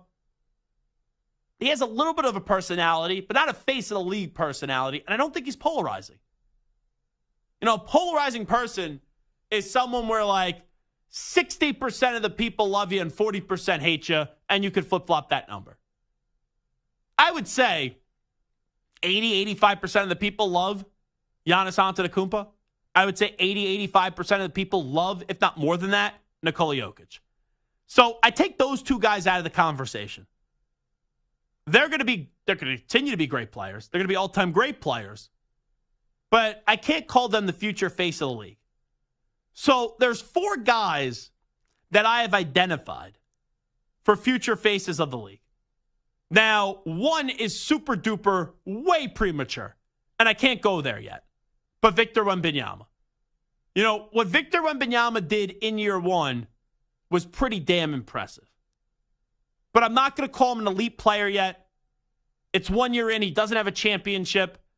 And I still feel as if there's a lot about Victor Wembanyama that we don't know. And personality and polarizing, it's still a big incomplete there. So push aside Wembanyama. But then you get to these next 3 names. And I think there's a case to be made for all 3 for the future face of the NBA. Like if Luka Doncic wins a championship this year, we know he's elite. We know he has a championship. And I do think Luka is polarizing enough. You know, I don't think it's 50-50 in terms of love-hate. But with how much bitching Luka Doncic does throughout a game and how much complaining he does to officials, I do think there's a good amount of people that can't stand Luka Doncic. I'm not one of them. But if that's my one critique of Luka Doncic, it's, man, this guy goes after the officials every single moment of the game. So Luka's in that conversation. Anthony Edwards is not out of the conversation. You know, I do believe Anthony Edwards is going to continue to be elite. I do believe one day he's got a chance to continue to win a championship. Personality, it's as good as it comes. Like, he's not hated. I don't think he's polarizing Anthony Edwards. That's why I said it's either personality or being polarizing.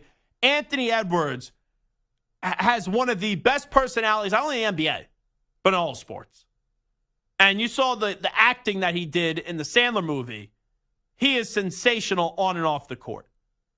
But then here's the one that I don't think a lot of people talk about. And it's Jason Tatum. Like, Jason Tatum has consistently been in the Eastern Conference Finals throughout his career. Jason Tatum has already been to 1 NBA Finals. Jason Tatum is a top 10 player in the league. So you could check off enough to make the case in the elite conversation for Jason Tatum. He gets a championship, 4 more wins. You could check off the championship box for Jason Tatum. And then you get to the final box, which is either being polarizing or having a great personality. I don't think Tatum has the greatest personality in the world. I do think it's very neat, his relationship with his son Deuce and how that gets highlighted. But I'm not going to say that Jason Tatum has this great personality. But because of the team that Jason Tatum plays for, he is polarizing.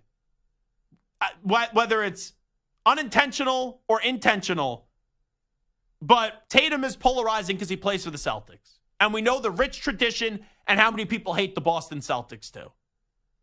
And if Tatum gets a championship this year, we start to talk about him as a guy that is viewed as a top 10 player to them being in that future face of the NBA conversation.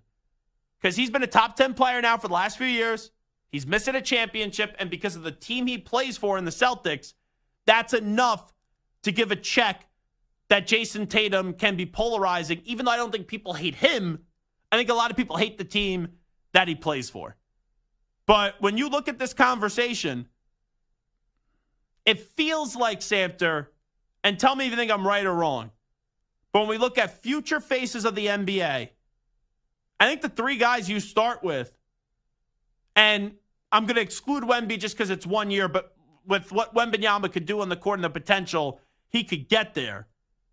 But I feel like Luka, Anthony Edwards, and Tatum, one of those 3 guys is going to be the future face of the NBA. It probably should be a Giannis. It probably should be Nikola Jokic. But I just don't think those guys in the category of personality or polarizing, I could check off the box that Giannis or Jokic either have great personality or are polarizing. Obviously, they have the championship, and obviously they are elite players, both of them. I think they're 1 and 2, with Nikola Jokic being 1 and then Giannis Antetokounmpo being 2 as the 2 best players currently in the NBA. I agree with you 100% about Luka and Anthony Edwards, but Jason Tatum has been in the league for 7 years. Yeah. And we know nothing about the guy. That's not true. We know very little about the guy, and no one pays any attention to him. Like, he's good, and the Celtics are always good, but, like, after 7 years of doing what he's been doing, if he hasn't made a statement of being the face of the NBA by now, it's not going to happen when LeBron and KD and all those guys leave. Well, if he wins a championship this year, because this is what we do in our society.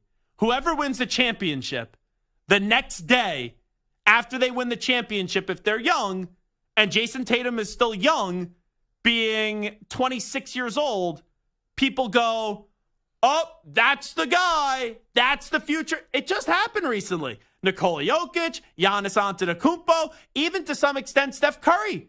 Like, now let's give Steph Curry finally got the finals MVP. We didn't really need to put more respect on his name, but you look at what Steph did, there was comparisons, who had the better individual careers, at LeBron or Steph Curry. Like, people had those conversations. But it's such a stupid thing. I guarantee you that if you turned on First Take, on Fox, it's, what's the show now with Skip Bayless? What's the name of that show? Undisputed. Undisputed. Thank you. Were you on the air or off the air on that comment, Stu? I can never tell when you get in my... Okay. I thought you were in my ear. I don't do that anymore. Okay, good.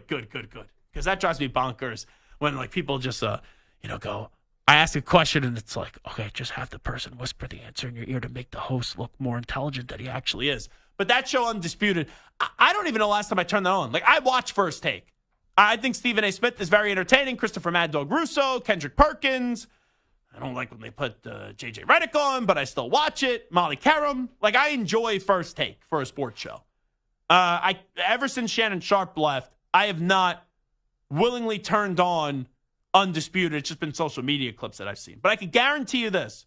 With Tatum already being a 5-time All-Star, already being a 3-time NBA first-team All-Pro, if he gets a championship and he's still 26, just turned 26 in March, people are going to talk about him as a future face of the NBA because he's elite. He would then have that championship, and because he plays for the Celtics, I do believe that he is polarizing enough. It is the Zach Gelb Show on the Infinity Sports Network. We will take a time out.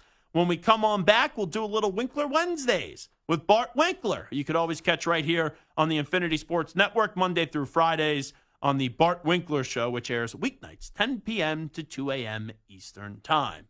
Let's get the latest Infinity Sports Network update with the Ackman, Rich Ackerman.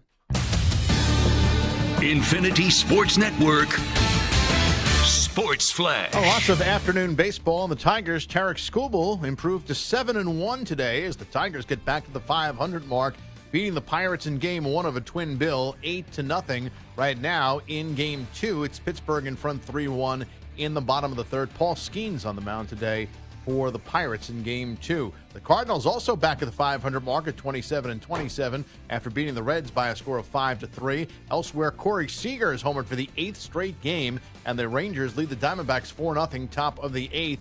And in bottom of the third, it's the Phillies on top of the Giants 2-0. Kyle Schwarber a home run in that one, and Will Smith a home run for the second straight day. The Dodgers with an early 1-0 lead over the Mets, top two. New York placing reliever Edwin Diaz on the injured list with shoulder impingement. And furthermore, Pete Alonso left this one after getting hit on the hand by a pitch. The Marlins and Padres are scoreless in the top half of the second.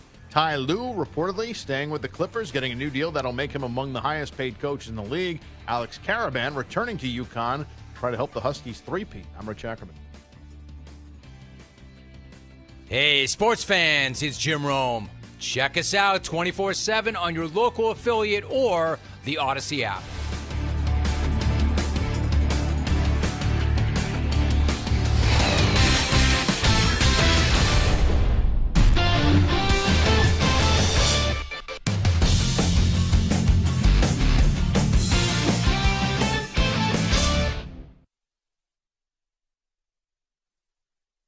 You're in a 5-minute break.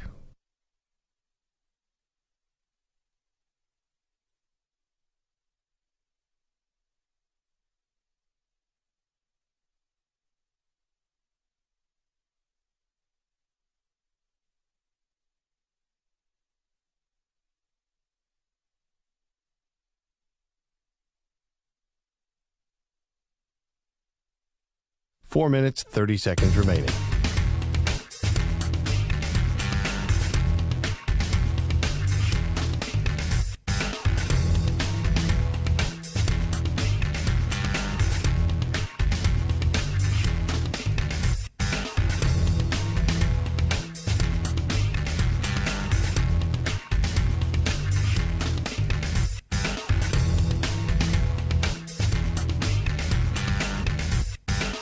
Four minutes remaining.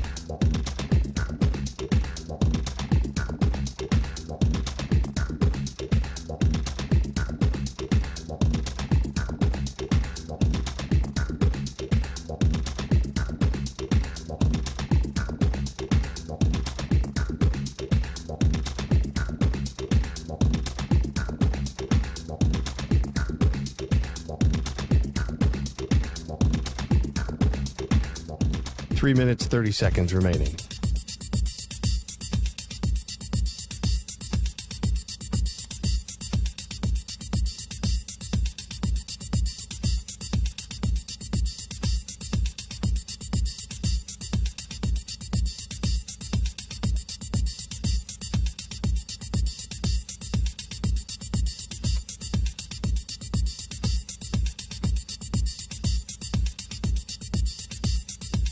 Three minutes remaining.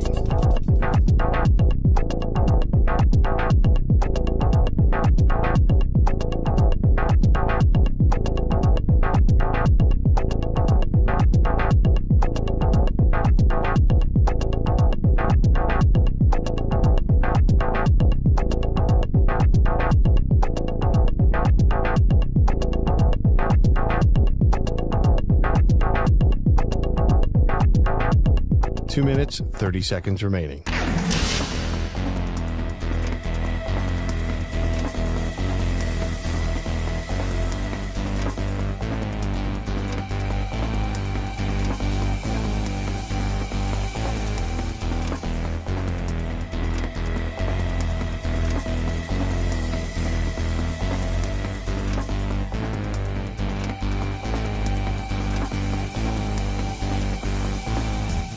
Two minutes remaining.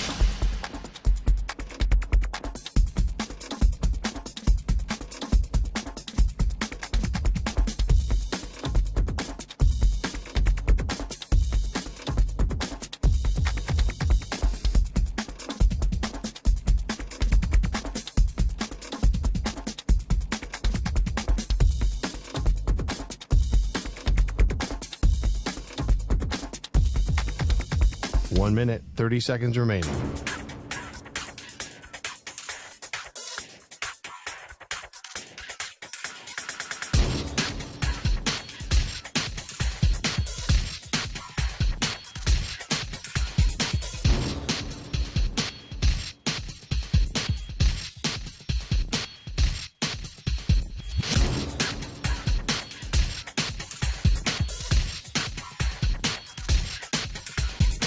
One minute remaining.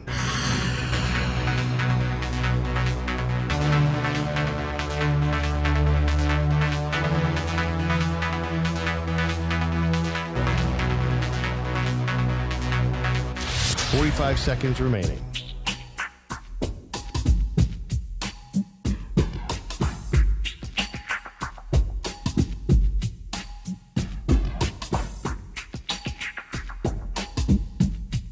Thirty seconds remaining.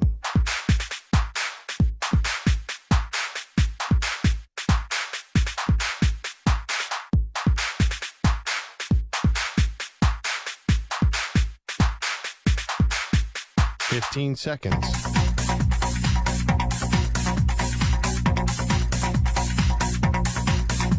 Break ends in 5 seconds.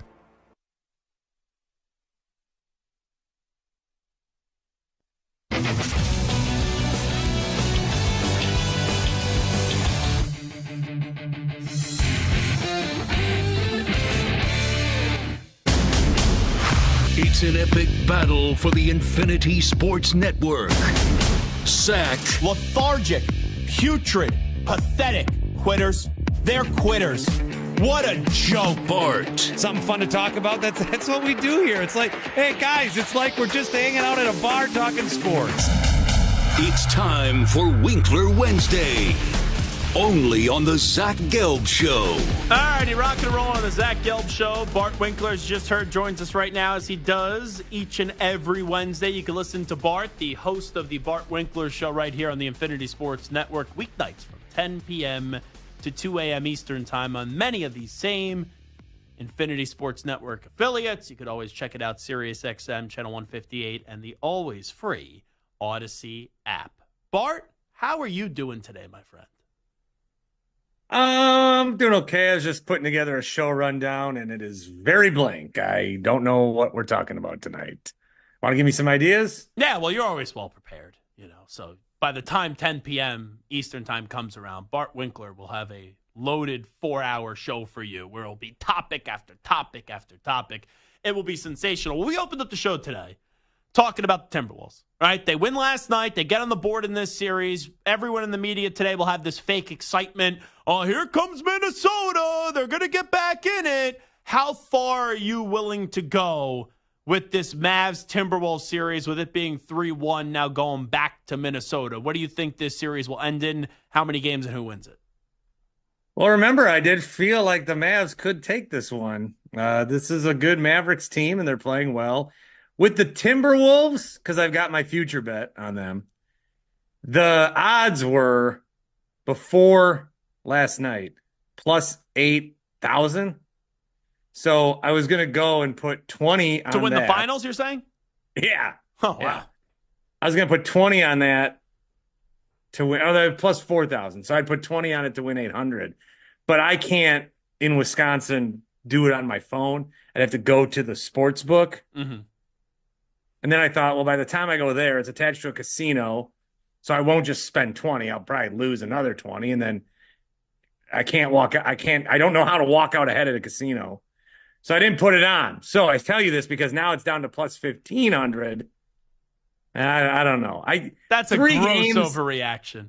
I will forget about the casino comment that you just made, and I should probably be a good friend and try to figure out why you can't just walk in and out of a casino, all right? But to go from plus 4,000 to plus 1,500. You can always win more. You can always win more. Yes. I think we'd have a good time at a roulette table. But for it to go off one win from plus 4,000 to plus 1,500 to win the championship, it's crazy to me. Like, I look at this series, Minnesota probably wins game 5, right? The likelihood of them losing 3 games on their home court and be 0-3 on their home court, I just don't feel like that's going to happen.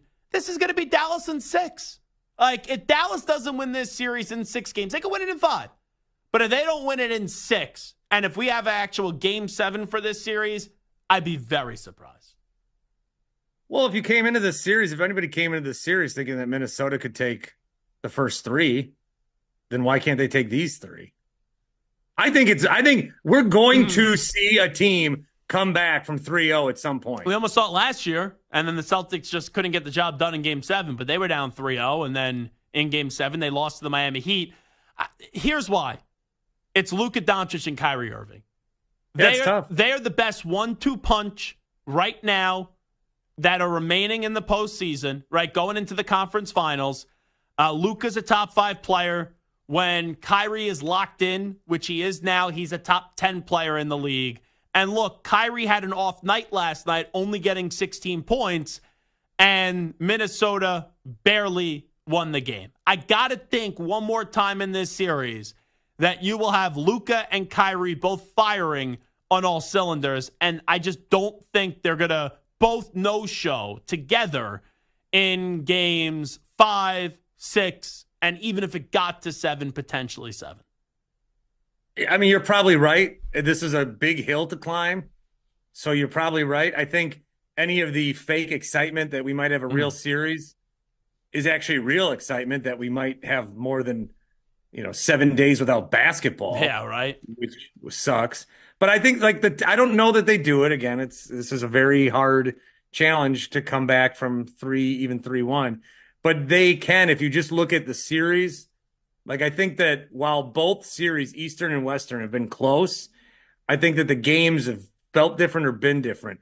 The Minnesota series, they are losing these games on like one play and then it kind of turns that could have gone the other way. Sure. Like Anthony Edwards, a late turnover in game 2, he could have tried to keep the ball and got fouled. That's a very correctable mistake. Karl Anthony Towns, that goaltending in game 1, that's a very fluky thing that can happen. So I think the margins between these teams are pretty small. I think if you look at the other series that is now wrapped with Indiana and Boston, you had an Indiana team that those games ended up being relatively close after Indiana blew 3. They essentially, in another world, they're up 3-1 in the series. You know who Indiana was the Mavericks a few years ago when they went up against Golden State without Luka Doncic. They got swept out of that round. They had some leads in those games. Oh, no, maybe it was Portland. It was Portland. Portland when they went up against Golden State. They were Portland without Damian Lillard. They got swept in that series. They blew these big leads. Even though the games were good, you knew that Indiana, just like Portland in that series, never had a shot. So my question to you about Boston, because I don't like the Celtics. I don't think that I think that you can watch the Western Conference Finals and be a fan of whoever your team is. Obviously mine's the Bucks. But if you are just watching the NBA, you can be like, I can get behind this Timberwolves team. I can get behind this Mavericks team. I think there's a lot of people that just Eastern and Western Conference can't get behind the Celtics. But I say that because I do look at them as a team that I think they broke through. I talked to you last week about this. That way that series went, you can look at it and say, well, the Celtics, they struggled against a team without Halliburton, and still, I look at it as they were finally tested, which is probably going to be good for them. And whatever overconfidence I think Indiana had and the lack of confidence that I think Boston had, I think they transferred that energy. And Boston, if they can come in now with the confidence that they've never had before, because for whatever reason, they've just been oh, we're here, but we're not supposed to get to the finals. We're not supposed to win the finals. I think with the addition of my guy, Drew Holiday, I think that has been huge for them beyond anything else. I agree on the Drew Holiday part. I don't think there has been enough national recognition of Drew Holiday and what he's brought to the Boston Celtics. But what I'll say about Boston so far, and this is where we differentiate, and I do think Boston's going to win it all. But Boston so far, it's like when you're at a wedding and the cocktail hour is average. Just fine. like it was satisfactory, but you're still hungry, and it wasn't a 10 out of 10 cocktail hour where you feel like you're a fat pig walking into the wedding. It was a decent cocktail hour. And that's what the Celtics have been so far. With the competition that they've gone up against, the Heat without Jimmy Butler, the Cavs missing Donovan Mitchell for 2 games, the Pacers missing Halliburton for 2 games. It's a fine cocktail hour, but you need an elite main course. I have the same analogy, but I'm not a lush. Well, I am. But I used a sports analogy. Yeah. Because what the Celtics have been doing is the Celtics are the varsity team at a prestigious high school. And in the first round of this tournament, they played the freshman team. And in the second round, they played the JV. And in the third round, or the sophomore team or whatever. And then the second round, they played the JV or they scrimmaged against their bench. Okay. They haven't played. These are all tune-ups. Yeah, they haven't played real competition yet. So I think that's why this series against Indiana, where they almost manufactured deficits to see if they could come back. And I'm surprised they didn't just blow one of these games for that Game 5 money, get back home, get some ticket revenue. And we could have a game tonight, which would be sweet. But instead, I'm going to watch hockey and No, you're not baseball. liking the Stars-Oilers series? It's been a fantastic series. I'm loving it. It's great. You sound like you're forced to say that for some reason. If you don't like it, you could just say you don't like it. I've watched more hockey this year doing this show than I have combined in my life. Well, isn't our mutual friend, well, he's your friend. I've just have known him a little bit, very vaguely, through our interactions. But isn't that guy Tony from Texas? Isn't he a big Stars fan, right? Tony's a big fan of teams that are winning, that are in his area. And Dallas is one of them. I will say about playoff hockey, like these overtime periods, I don't have a dog in this fight. It's the most nerve-wracking My thing. gosh. I'm like mortified because I'm thinking soccer where if there's a goal in overtime, like a game winner, the play develops. In basketball, it's like even, okay, you're bringing up the court. Hockey can just be like, we're down here, off a shoe. It's the most stressful. We were talking about this earlier, and I threw this question out there. Is fact or fiction? Is playoff hockey overtime the most stressful thing when you're watching it in sports? And you just made the argument perfectly. You don't even have a dog in the fight, and look how stressed out or look how crazy and how many heart palpitations you're getting when you watch this stuff. I know. It's very stressful to watch. Like some of these basketball games, I don't know what's been happening, but they're going last 3 minutes, like minutes at a time. No one's calling a timeout even. They're missing shot. And I'm like hyperventilating there. And then I watch these hockey games and it's just like, all right, 20 minutes to chill. And then let's go back out. And then game's over in 15 seconds. Oh my God. I mean, I'm just getting started. I just sat back down. It's crazy. The great Bart Winkler here with us on a Winkler Wednesday. Where are you at with Bronny James? He's staying in the draft. I think inevitably he'll get drafted by the Los Angeles Lakers, and you'll have J.J. Redick, LeBron James, Anthony Davis, and Bronny James on that squad next year. Do you think Bronny's going to go to Lakers, or how do you kind of think about I think the coverage of it is all weird because so many people just don't like Bronny because of who his father is, and then so many people are like, well, he probably should have go back. He should have went back another year at college, and then others are building it off potential. I think the whole conversation is just very weird in regards to Bronny James. It's also weird because there is this young man at the core of it who is trying to build a career for himself, a career that his dad has been very successful in. And despite that, he is possibly not one of the greatest draft prospects, but the greatest draft asset that we've seen in a long time. And I don't like to say it because it's very it sucks that he's a real person, but he's being he is an asset. But is he really an asset?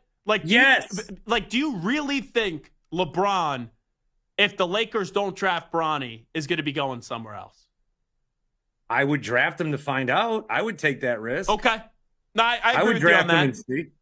I mean, all these teams are just going to pass on Bronny, but you're passing on the opportunity to at least engage in a conversation with someone who you don't think would ever come to your team. I think it's a facade. I think LeBron's playing this perfectly. The draft will happen, right? We know he's going to opt out anyway. He'll stir up the drama. Bronny will probably go a little bit sooner than expected. If he goes to a team that isn't LA, people will be like, oh, are they going to get LeBron James? If he does go to LA, that will just be the cherry on top of the sundae for LeBron. He should go to the Sixers. I don't think he will.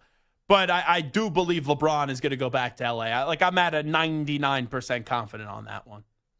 Probably. I feel that way too. I feel like Redick's. Ugh. I'm so annoyed. Redick's going to be there. LeBron and Bronny. That's probably what's going to happen. Yeah. But if I'm one of these other teams, especially teams that, you've been bad for a while or you just can't seem to ignite anything, if there's even a 1% chance that, because LeBron, there's so many teams, he's not ever thinking about Charlotte. He's not thinking about Detroit. Oklahoma City. He's not thinking about Utah, Oklahoma City. He's not, there's no way. But if you take his kid, Indiana, you've at least got a conversation. Yeah, you get thrown in the hopper. You wouldn't have had before. You're at least, and then if you don't then the Lakers give you something. Trade us Bronny.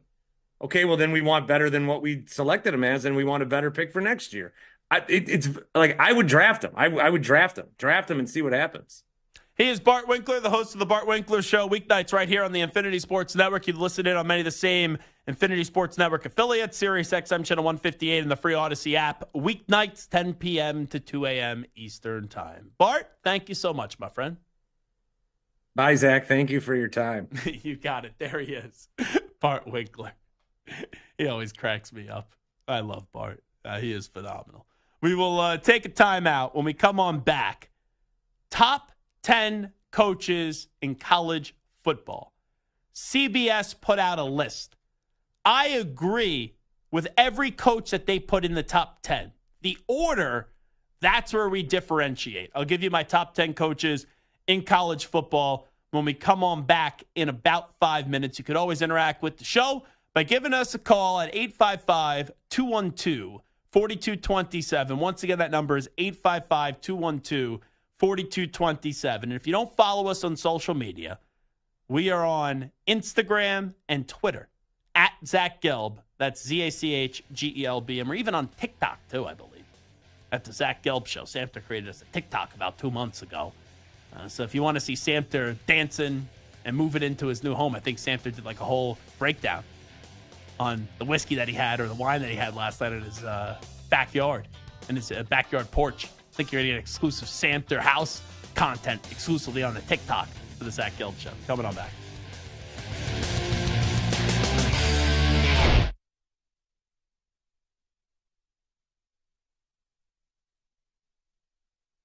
You're in a 5-minute break.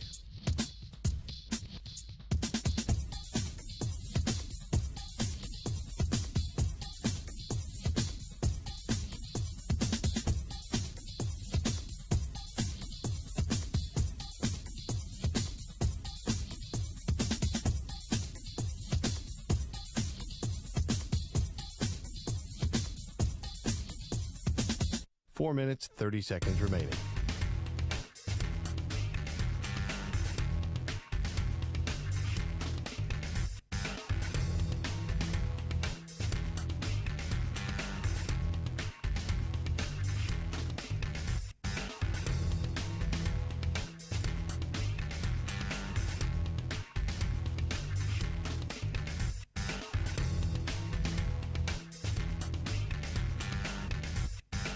Four minutes remaining.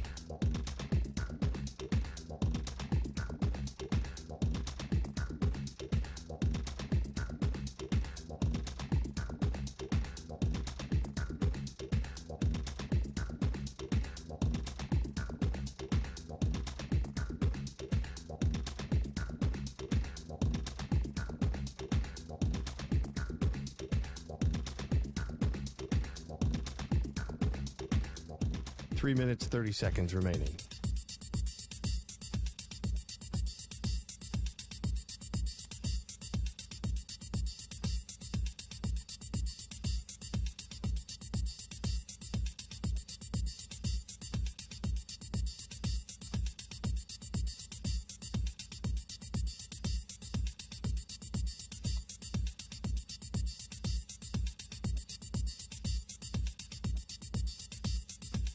3 minutes remaining.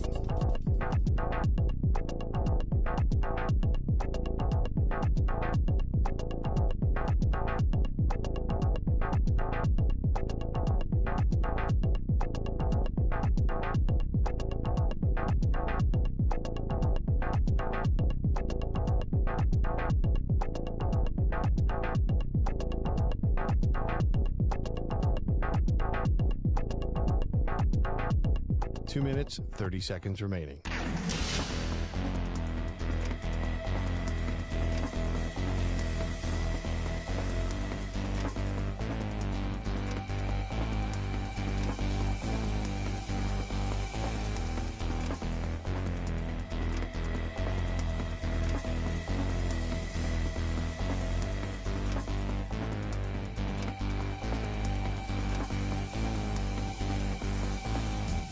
Two minutes remaining.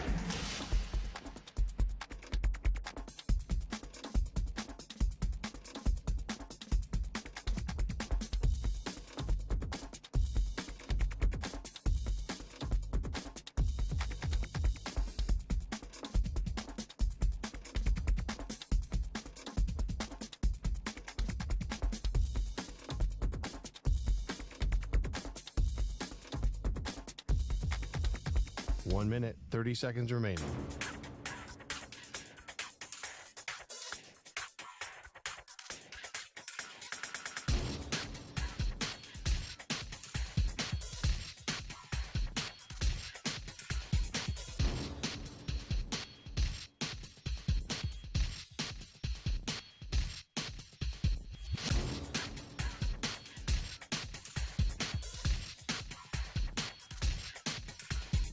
One minute remaining.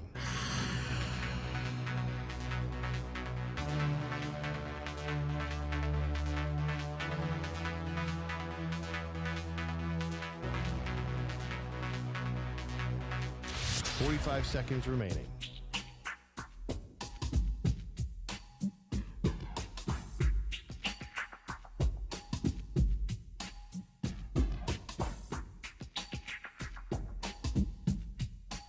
Seconds remaining.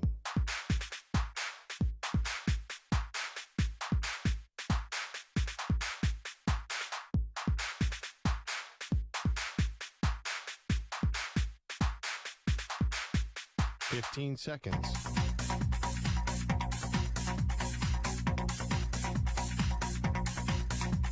Break ends in 5 seconds.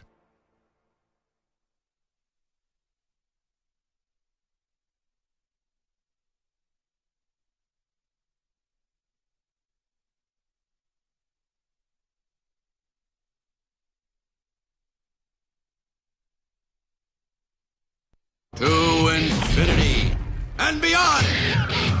He's live. He's nationwide. This is the Zach Gelb Show.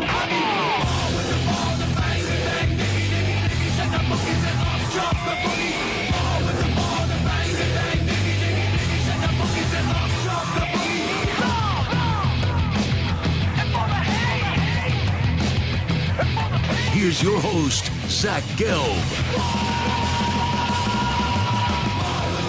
All righty, rocking and rolling. Hour number 3 of our radio program. It is the Zach Gelb Show. Timberwolves get on the board. Last night, series still 3-1 in favor of Dallas. I like Dallas to win this series in 6. Rangers lose in overtime. Third straight game of overtime. Now it's Rangers and Panthers all tied up at 2 apiece. I will be at Madison Square Garden tomorrow night for Game 5. Going to the game with former CBS Sports Radio personality and Sean Marash. You know him as Mraz. Now he's down the hall, so I'm sure Mraz will make me do a bunch of social media content with him coming up tomorrow night. And tonight you got Oilers and Stars, and Dallas is up 2-1. Dallas is in a similar spot the Rangers were in up until last night, where it was 2-1, and they took Game 3 on the road to go up 2-1, and we'll see if Dallas could do what the Rangers failed to do last night, which was take a 3-1 lead, and the Oilers need to on their home ice get a victory tonight after the ups and downs that we did see in Game 3, which was a truly crazy game with the hot start that the Oilers got off to in Game 1, in Game 3 in the first period, and then they, for a while, fell apart in the second, but then got that late goal, and then in the third period just had a no-show as the Stars did take a 2-1 series lead. I want to get to this list from CBS Sports. So they came out with their top 25 Power 4 college football coaches entering the 2024 season. It is weird still when you see now Power 4 after all those years with the Power 5, with the Pac-12 being no more. But they ranked their top 25 Power 4 college football coaches entering the 2024 season. Tom Fornelli did the list. So I'll quickly run through it. We'll really go off the top 10, but I'll give you all 25. Matt Campbell of Iowa State in at 25. Marcus Freeman of Notre Dame in at 24. Josh Heupel of Tennessee in at 23. Sonny Dykes, who was in the national championship 2 years ago, of TCU in at 22. Eli Drinkowitz from Missouri in at 21. You had Mark Stoops of Kentucky in at 20, but A&M fans didn't want Mark Stoops. Louisville, Jeff Brom in at 19. Kirk Ferentz of Iowa in at 8. Luke Fickell, who had Cincinnati national champ or in the college football playoff, and now just completed his first year at Wisconsin in at 17. Dave Dorn of NC State in at 16. Mike Gundy of Oklahoma State. I'm a man, I'm 40. In at number 15. Lane Kiffin at 14 of Ole Miss. Chris Kleiman in at 13 of Kansas State. Won the Big 12 2 years ago. Lance Leipold, who's done a great job for Kansas standards, in at Kansas at 12. James, I can't win a big game, Franklin, in at number 11 out of the Penn State Nittany Lions. Now, for the top 10 that they did, Lincoln Riley of USC, right? The whiz kid. He's in at number 10. Dan Lanning of the Ducks of Oregon in at 9. Mike Norvell of Florida State in at 8.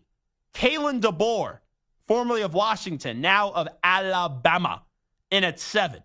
Kyle Whittingham in at 6 of the Utah Utes.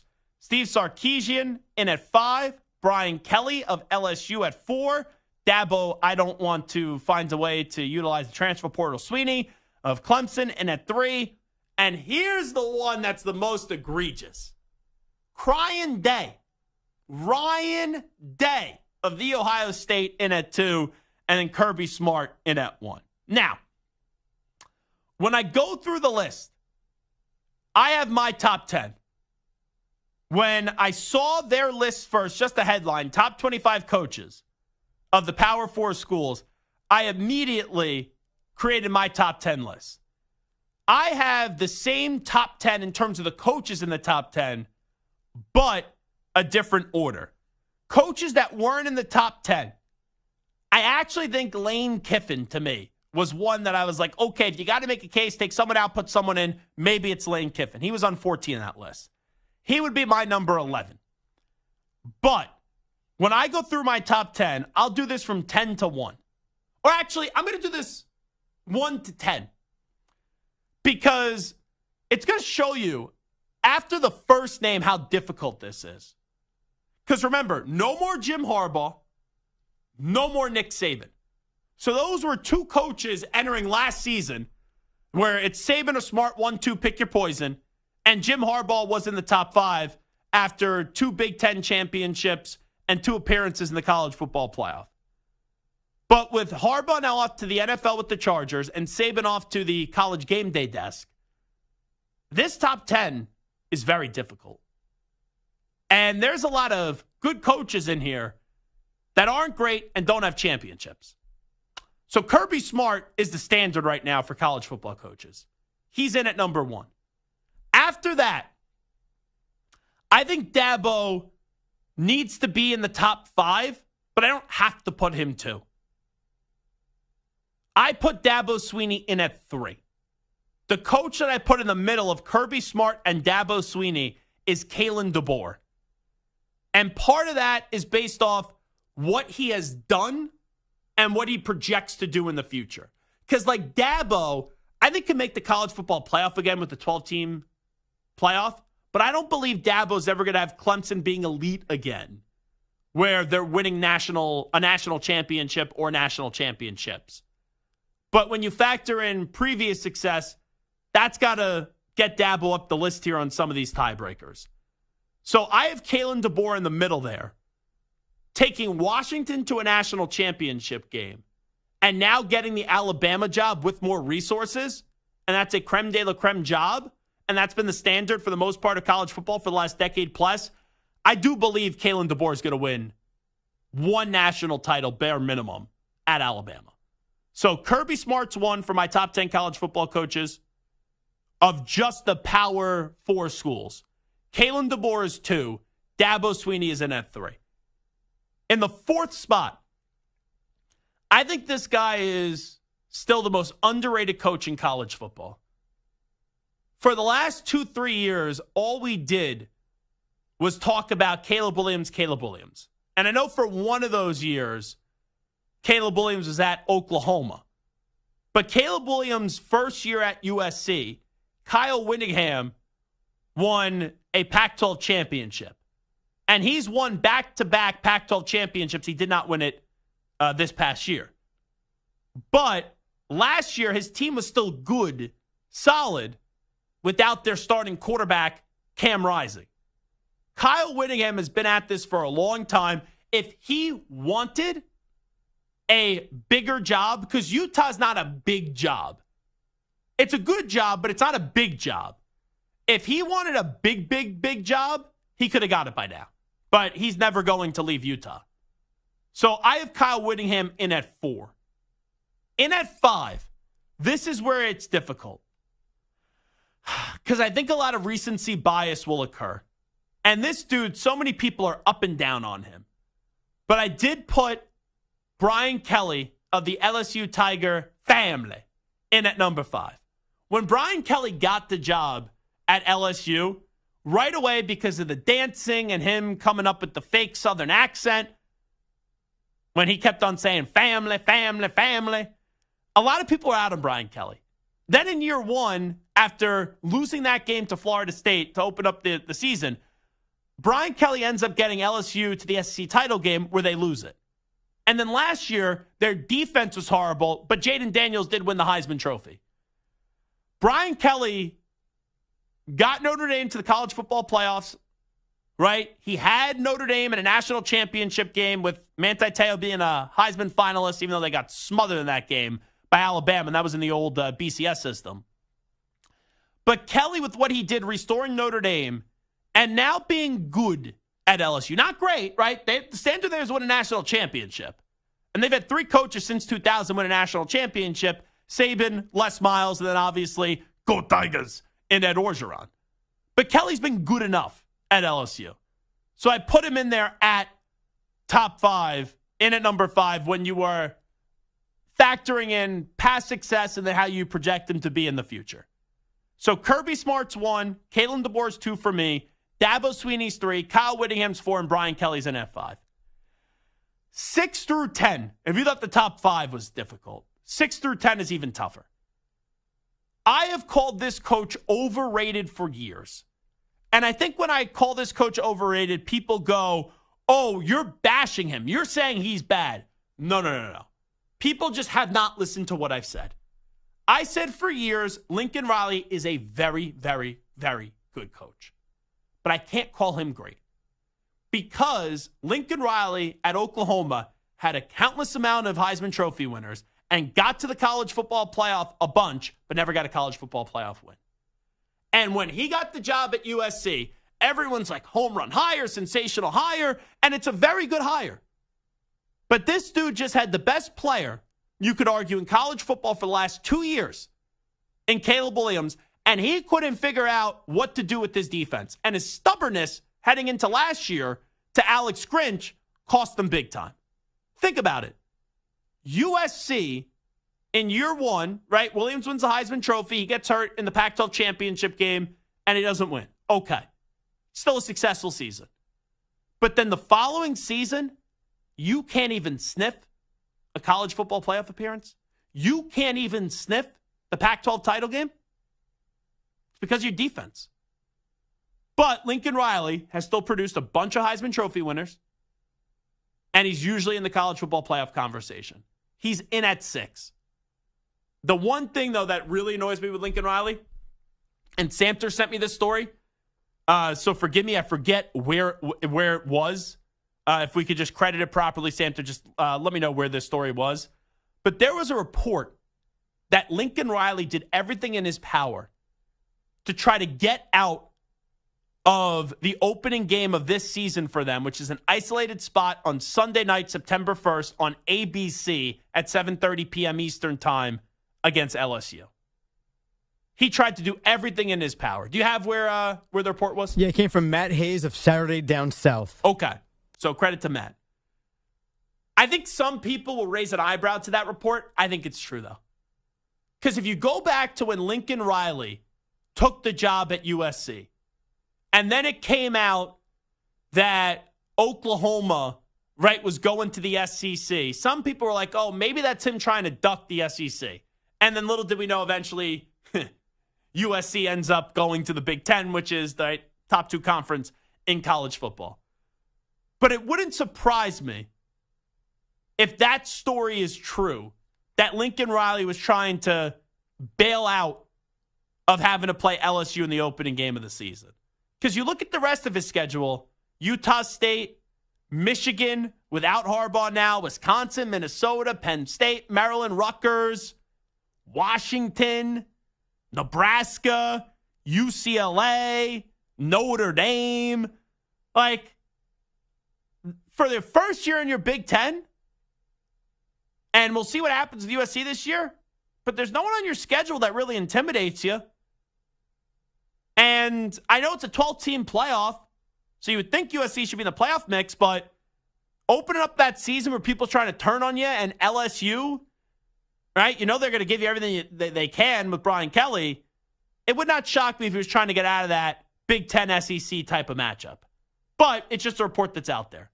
But right now I have Lincoln Riley, long story short, in at number 6. 7, it's Steve Sarkisian.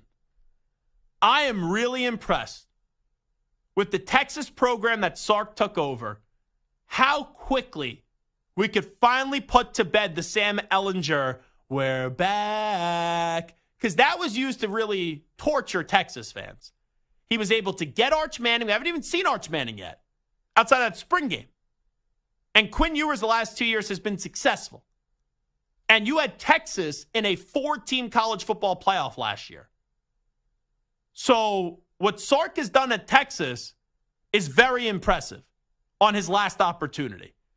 Now, when I put Sark in at 7 and I don't have Ryan Day in there, people are going to say, Zach, why don't you have Ryan Day in front of Sark? Just for starters. I'm more impressed with what Sark has done than what Ryan Day has done. Like, Ryan Day took over a machine. They were humming under Urban Meyer. Michigan had no chance to take down Ohio State. And I get it. Ryan Day only has 8 losses in his career as the Ohio State football coach. Only 8, which started in 2019. But the standard there is to beat Michigan and win a national championship. Yes, he's got to a national championship game, but when you allowed Michigan to overtake you and not only defeat you once, but beat you 3 times, and Michigan won a national championship, Ryan Day, you're a top 10 coach, but this program has regressed. And I have to hold you accountable to that. So your record suggests that you should be in the top 3, top 5, but you have to have context to that. So Ryan Day's in at 8. Number 9, I got to give this guy a lot of credit. And he probably would have been higher up on the list, and I've been a fan of his for a long time going back to Memphis. But it's really nothing more that he could have done this year. Like, his team went undefeated. And the last 2 years, he has brought Florida State back, which is very impressive. Just like how Sark has brought Texas back. But because he lost his quarterback because of injury, he didn't make college football playoff. He couldn't have done anything more. But I got to have you in a college football playoff appearance, outside of Whittingham, and I think it's just more of a standard on, how many Pac-12 championships have you won. But a guy like Mike Norvell, I think he's going to continue to climb up that list. He's in at number 9. And if you read that story on ESPN, there's a reason why DeBoer and Norvell were at the top of the list for Alabama to go replace Nick Saban. And at number 10, it's Dan Lanning. I love the energy. I think Dan Lanning, and I mean this in a good way, is a football psycho. I told him that on the air. When he gets on the sideline, that's like his sanctuary, and he's locked in, and he just goes to like a different place. The one thing that I have to say about Dan Lanning, who has done a great job in Eugene, and a really good job in Eugene, and you saw what he did last year. But even with all that he's done with Bo Nix and that team and what they've been able to do, last year you had 2 opportunities to beat Washington, you couldn't beat them. So I can't really put you higher than where you were when you look at the tiebreakers with the other coaches. So those are my top 10 coaches in college football entering this season. Based off of the past, and I project them to be in the future to a mixture of it. Kirby Smart 1, Kalen DeBoer 2, Dabo Swinney 3, Kyle Whittingham 4, Brian Kelly 5, Lincoln Riley 6, Steve Sarkisian 7, Ryan Day 8, Mike Norvell 9, Dan Lanning in at number 10. It is the Zach Gelb Show on the Infinity Sports Network. We'll come on back with a news brief. You're in a 5-minute break.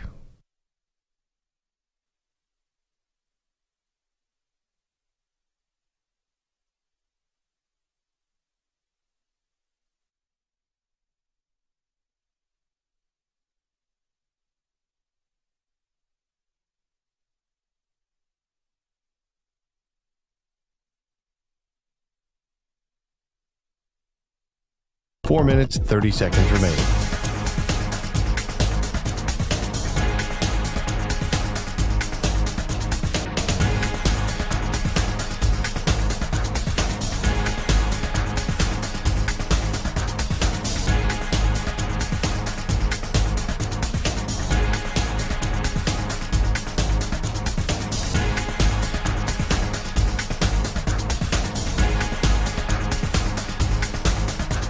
Four minutes remaining.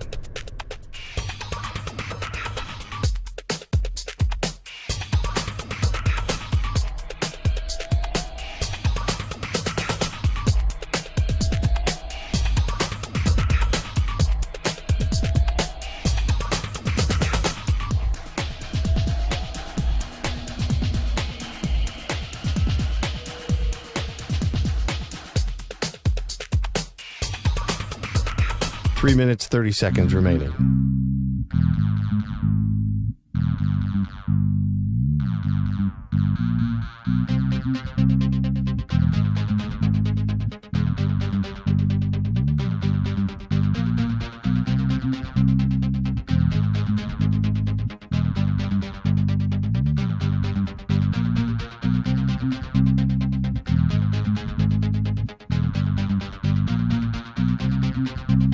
Three minutes remaining.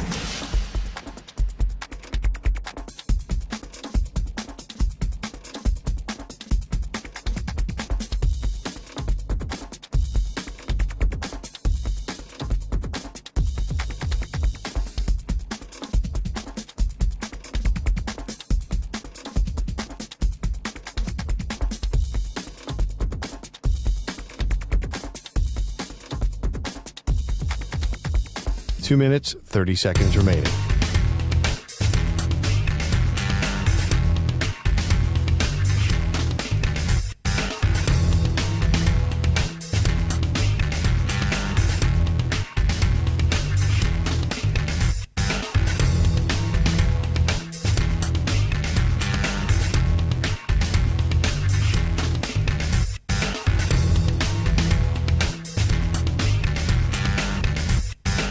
Two minutes remaining.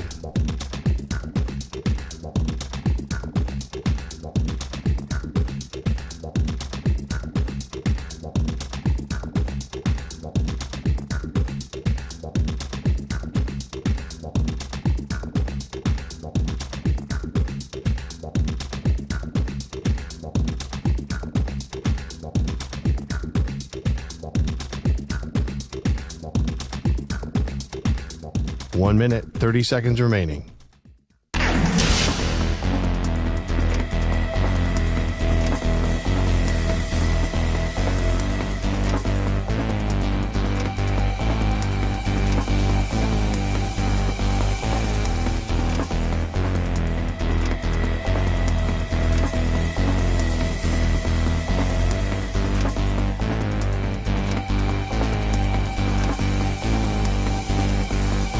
1 minute remaining.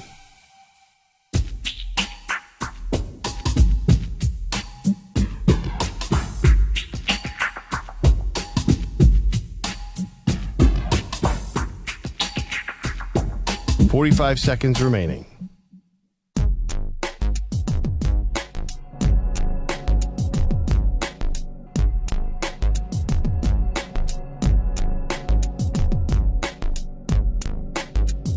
"30 seconds remaining.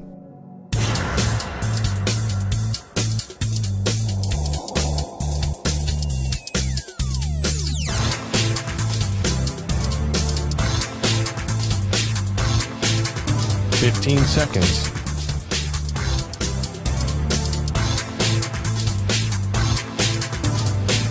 Break ends in 5 seconds.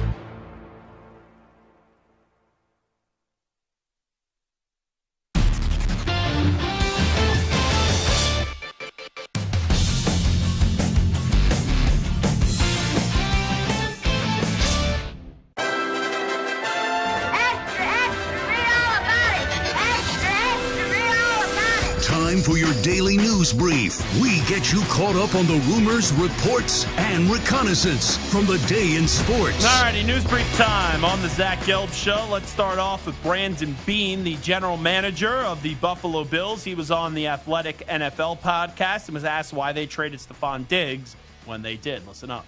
A player of his caliber, you weigh a lot of things on those situations. But, ultimately, I don't need to go through all the reasons why we decided to go ahead and do that. I would say from a cap standpoint, we decided just to go ahead and eat it now, and we think we can compete and do what we need to do by eating it now, and then not walk into next year and go, all right, because if we didn't, if we tried to come up with some way and split it up too many different ways, then now it's just like that albatross. You're just hanging on your neck all year. You look at your cap and you're going, oh man, look at how much money we still have dead. I'm going to be ripping myself the minute we have to walk into a year, and I feel like we got to play with one arm tied behind our back because the cap is what it is. That's such a bullcrap answer. And I like Brandon Beane a lot. He has come on the show a ton. But I would almost just respect the Bills more if they just simply said, guys, you know why we got rid of him. We got rid of him because him and Josh Allen didn't get along anymore. They will never say that. So if you don't want to say that, then just blame it all on Steph and just be like, he wasn't fully committed as he once was to this team. Because that's the truth of the situation. Something happened between Josh Allen and Stephon Diggs. And Sean McDermott was involved too when they had him leave, right? That OTA or training camp, whatever it was, I forget. And then he was like, yeah, it's alarming. Yeah, it's concerning. Something happened with those four people, Beane, Allen, McDermott, and Diggs. And it obviously got to a point where they looked at Stephon Diggs and they said the juice isn't worth the squeeze anymore. Don't tell me about the salary cap and the numbers and all. That's a bunch of baloney. It really is. I almost, by the way, just said bull bleep on the air. And I caught myself and said baloney. It was very close to saying bull bleep on the air. But it is. You got rid of him because your quarterback, your receiver, your coach, and your GM, the four of them wasn't on the same page. Coach wasn't going to go. GM wasn't going to go. Star quarterback's not going to go. So who was going to go? The wide receiver. Here is Stetson Bennett on his absence from the Rams during his rookie season a year ago. I was home, and, as far as what led to that, what transpired and all that, I think we're going to keep that in-house. But, it was good, went back home, and, thank goodness that Les and Coach McVay and everybody involved, allowed me to do that. And I was reading that it was mental health related. That's why he was not around the team.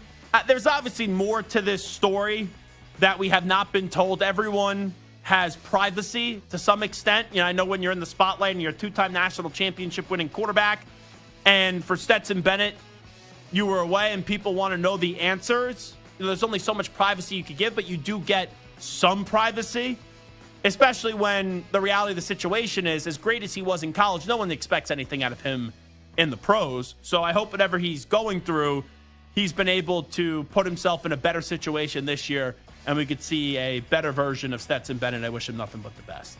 Here is Elliott Wolf, the new GM, or whatever, the president of football operations, what do they call him now, with the Patriots. He was on Up and Adams with Kay Adams, and he was discussing the Patriots offseason. I'm really excited for what the future holds. My one regret so far from this offseason, particularly with the draft, is we had 8 draft picks. We only drafted 1 defensive player, and so I've apologized to Coach Covington about that. But obviously he wanted what's best for the team too. So that's one regret that I've had so far. But we'll see how it goes. We feel good about the guys we do have in here. Well, here's the one thing, Elliot. Your biggest regret should be not getting a number 1 wide receiver this offseason, because it's a disservice to your young quarterback.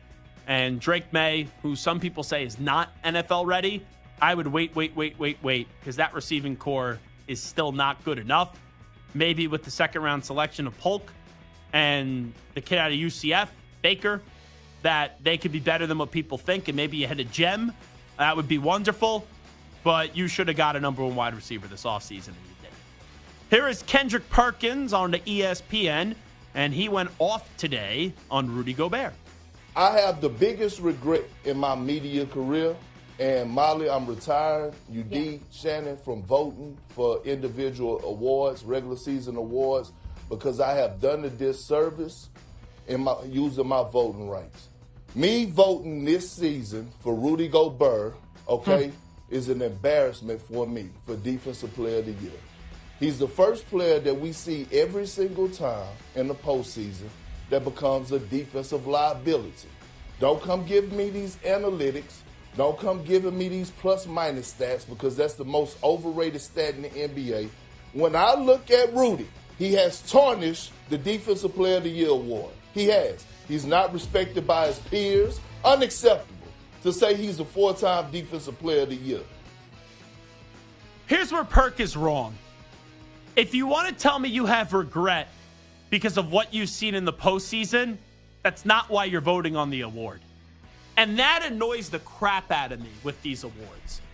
Anytime someone wins an MVP, a Defensive Player of the Year, a Rookie of the Year, 6th Man of the Year, and then they don't have a good postseason, people go up, they shouldn't have won the award. The award is a regular season award. So if you want to say, hey, looking back at the regular season, X, Y, and Z is why I should not have voted for him, fair. But you can't use the postseason as part of your reasoning why this guy shouldn't have won the award, because it's a regular season award.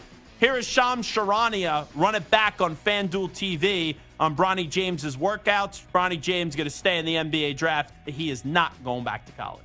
Bronny James has over 10 workout invites during the pre-draft process, but I'm told he's only going to visit a couple of those, and that's going to include the Lakers and the Phoenix Suns. The Suns have the number 22 overall pick in the draft. He's under consideration there among, obviously, a lot of players at 22, but it's going to come down to the development plan. It's going to come down to guaranteed money, whether it's late in the first round, in the second round. But the fact that there's only going to be a couple teams, 2-3 teams that Bronny James visits, and the Lakers and Suns, interestingly, are among the 2 teams.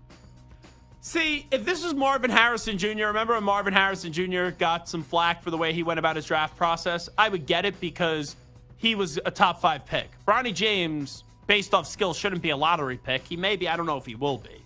I still think he'll be outside the lottery. But to be so selective and say you're only going to work out for these teams and not those teams, I don't think that benefits you. I ultimately think LeBron's trying to get his son drafted by the Lakers. That's what it is. And I wonder if you shot Bronny James up with True Serum. And I know he kind of gave an answer a few weeks ago, but like, I want the actual truth. Do you want to play with your dad in the NBA? I really wonder what the true response would be on that. Here is Anthony Edwards. Micah Parsons was at the Mavericks-Timberwolves game last night. He had a message to Micah Parsons. What am I supposed to say? I'm supposed to say we're going to lose Game 5? No, I'm not going to never say that. Michael Parsons, he was rocking the AE1s, and I told him he wears size 14. I'll bring back some nice shoes for Game 6. That's what I told him. This is where it's so stupid with the mic'd up conversations.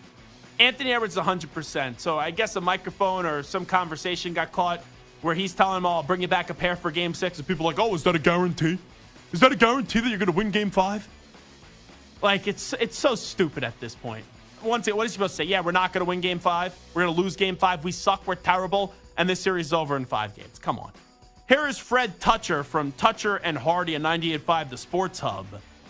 He made fun of Bill Walton yesterday, the day after Bill Walton passed away. Let's listen up to the Boston sports radio personality. I think we address it, but I don't know that today's the day to play it. Well, I don't know. I mean, why not? It happened. He called in and he was acting the fool about his son on the Lakers. And they said, first of all, you got to buy a Jeep Wrangler. I'm looking over these mountains, Majesty. I remember that. Yeah, but he was like, but while he was selling cars, like, make up your mind, you phony hippie. Like, are you really selling cars, or are you all about peace and love? That's why I'm not sure if it's the day. I think, Hardy, you might be onto something. I think today, maybe tomorrow. I did famously hang up on Bill Walton. Yeah. All right. Here we go. Here it is. As requested. Because I don't say anything. Just go ahead. He's dead. It's nothing. I didn't kill him. Go ahead. Play it. Yeah, it's kind of uncomfortable. And it's at a place, like, I'm not going to call for anyone to be fired. I think that's just, like, so stupid here. I don't think it's as bad as what some people are making it out to be. But it's just the timing of it is not good there. And I listened to the full thing. So they had Bill Walton on, and this was after, I think it was right after the Lakers beat the Celtics in the finals. And it was during it, he was like, who are you rooting for? Because he's a Celtic, right? His son was playing for the Lakers. And it was almost if Fred, and I get what Fred was trying to do. Like, I would ask Bill Walton this question if he was on, like, who are you rooting for? You are Celtic. You did win a championship with the Celtic. And obviously you should be rooting for your son.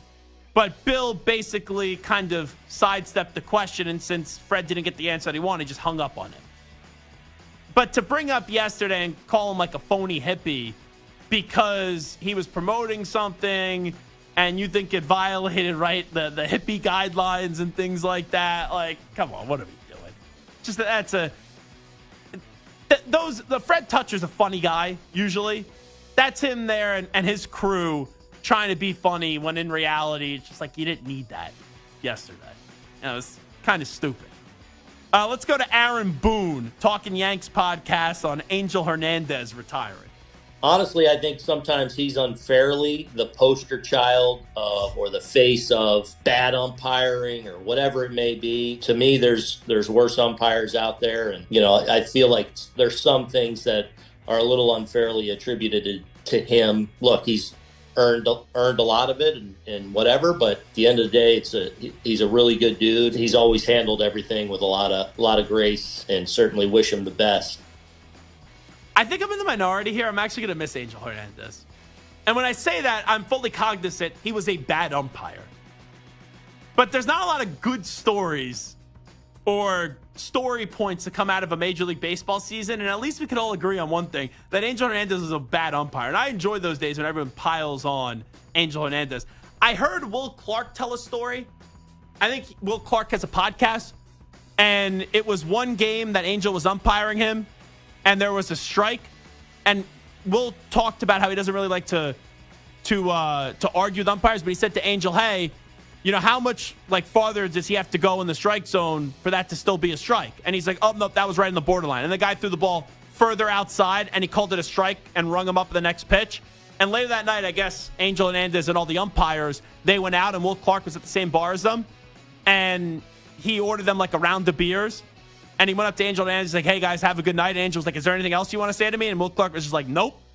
And then the next time, anytime there was a strike zone for Will Clark, it was razor thin when he was at the plate. And it everything that was even things that were in the strike zone, he would say they ended up being balls if he took the pitch. So I thought that was a pretty damn good story. I have not heard this. This is Mark Messier on the Pat McAfee show on Taking Psychedelics. Is that right? Listen up. If I'm going to spend 95% working out of the gym, how can I become a better player? How can I understand the game better? How can I become a better pro? By using my mind better, be tougher mentally. And to your point, I think enlightenment is a good word for it. It gave me a better perspective. It gave me some humility, and it just gave me a better perspective of the whole experience that I was in the professional sports. It made me focus more, and probably more than anything, all the possibilities that were out there. It worked for me, and it was something that I don't regret. And wow, what an experience. I'm not going to lie. I thought there was going to be something juicier about that clip. Samter. I thought he was going to describe actually taking them. Messier, I love Mark Messier. He's boring on television. He is. NHL on TNT, that studio show, is so much better than what ESPN has. And Messier is probably the best one. I thought PK Subban was going to be a star. I just don't find PK Subban. I feel like he's trying too hard. And I'm not Steve Levy's fine. He's just there. But Messi has been the best one, and he doesn't really say much. He's boring, as great of a player he is. But you look at NHL and TNT, Liam McHugh's sensational. Biz is hilarious. Hank has been very good on that show. Wayne Gretzky, right? You have the great one. He's been better on TV, and Anson Carter's good. That's like inside the NBA. It really is on the ice. But that, put it this way: when the Ranger game on TNT, I sit there and I watch the intermission. When it is on ESPN, I go do other things. Like last night, I heard in the background, and they went to he's like, "Oh, what do you want me to say?" Like, you're paid to give an opinion. Give an opinion. Don't just say, "Oh, what else do you want me to say?" So I just think there's no rhythm or chemistry on that show. But that was Messi on the Pat McAfee show. I thought we were going to get a detailed version of them taking psychedelics, but I'm just surprised that Messier took psychedelics. Yeah. I mean, did he take psychedelics before he guaranteed the Rangers' Game 6 win in the 94 Eastern Conference Finals when he had a natural hat trick in the third period to help them get into the title game? Ack, do you have any relationship with Messier? Just wondering? No. Okay. None at all. I was going to wonder if back in the day, maybe Ack and Messier were in the same circles. Maybe you guys were dabbling in that business. Yeah, I don't think so. All righty, that's the news brief. It is the Zach Gelb Show on the Infinity Sports Network. We will take a break. Did you guys, I'll talk about this on the other side. Did you guys see this video of Kylie Kelsey getting into it with someone trying to get a photo of Jason and Kylie Kelsey when they were on a date? I have been to the restaurant. I'm a frequent summer visitor of the restaurant that they've been to. And with my previous experience of the clientele that goes to this restaurant, without having all the details, I will give you my best educated guess of what did transpire when we return. Update time first. Here's the Ackman, Rich Ackerman. Infinity Sports Network Sports Flash. Well, the NBA has the night off as the Western Conference Finals will resume tomorrow night in Minnesota. But today, the Wizards lifted the interim tag from Brian Keefe, naming him as their new head coach. And Ty Lue about to become one of the NBA's highest paid coaches, reportedly getting an extension from the Clippers that'll put him in that class after some early speculation about him becoming the Lakers' next head coach. Game 4 of the Western Conference Finals of the Stanley Cup playoffs tonight with the Oilers hosting the Stars, down 2-1. Baseball right now, bottom of the 7th. The Pirates have a 7-2 lead over the Tigers. Paul Skeens, another solid outing. 6 innings, 3 hits. He gave up 2 runs and struck out 9. In the first game of the twin bill today between those two teams, Detroit won 8-0 as Tarek Skubal won his 7th. The Cardinals topped the Reds 5-3, and the Rangers defeated the Diamondbacks 6-1. Corey Seager, a home run for the 8th straight game. Nick Castellanos goes deep. The Phillies lead the Giants 4-0, bottom 7. Dodgers in front of the Mets 3-2, bottom 5. And it's the Marlins with a 4-1 lead right now over the Padres. I'm Rich Ackerman. This is the Infinity Sports Network. Follow us on Instagram. Our handle is Infinity Sports Network. That's Infinity Sports Network to follow us on Instagram.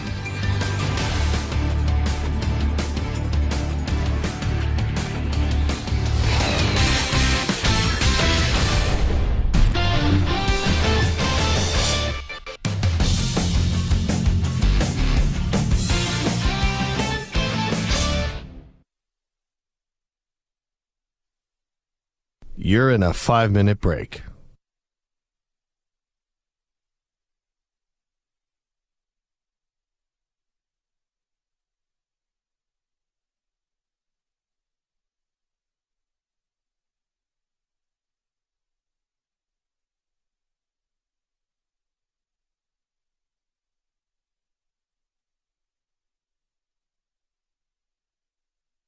Four minutes, 30 seconds remaining.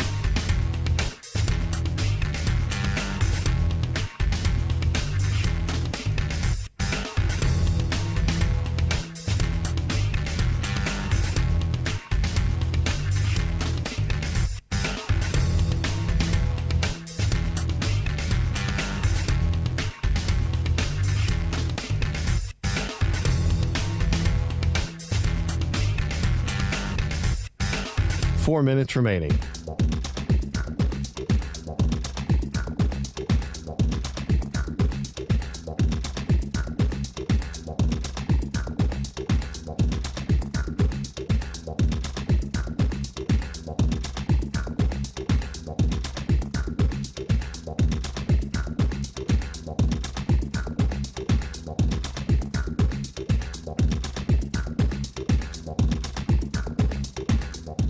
3 minutes, 30 seconds remaining.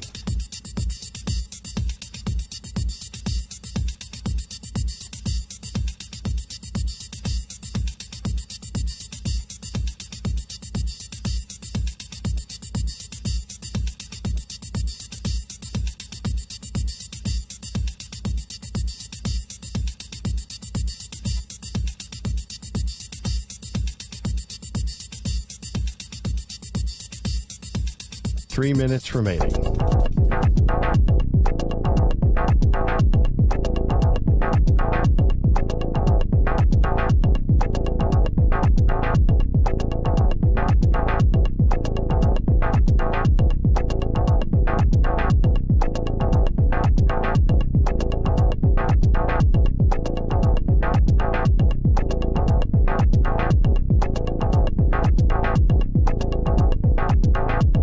Two minutes, 30 seconds remaining.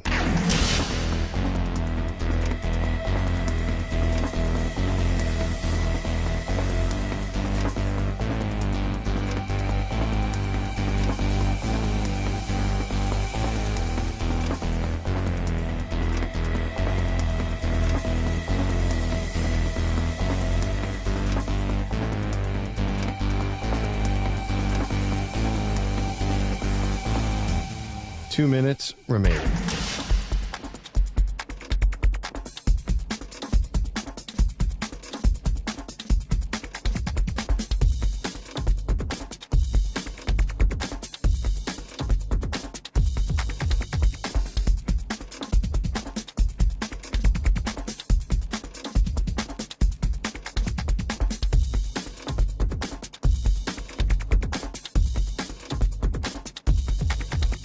One minute, 30 seconds remaining.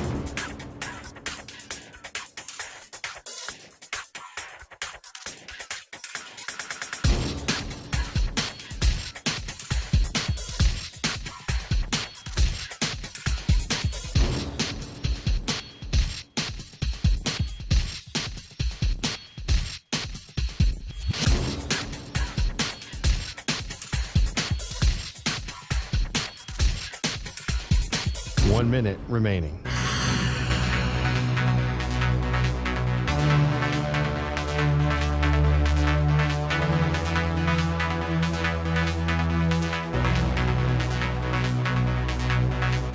Forty-five seconds remaining.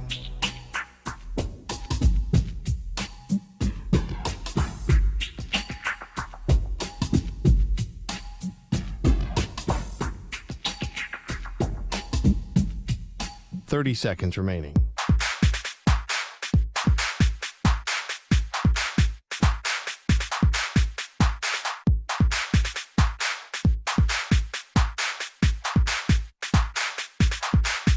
Fifteen seconds.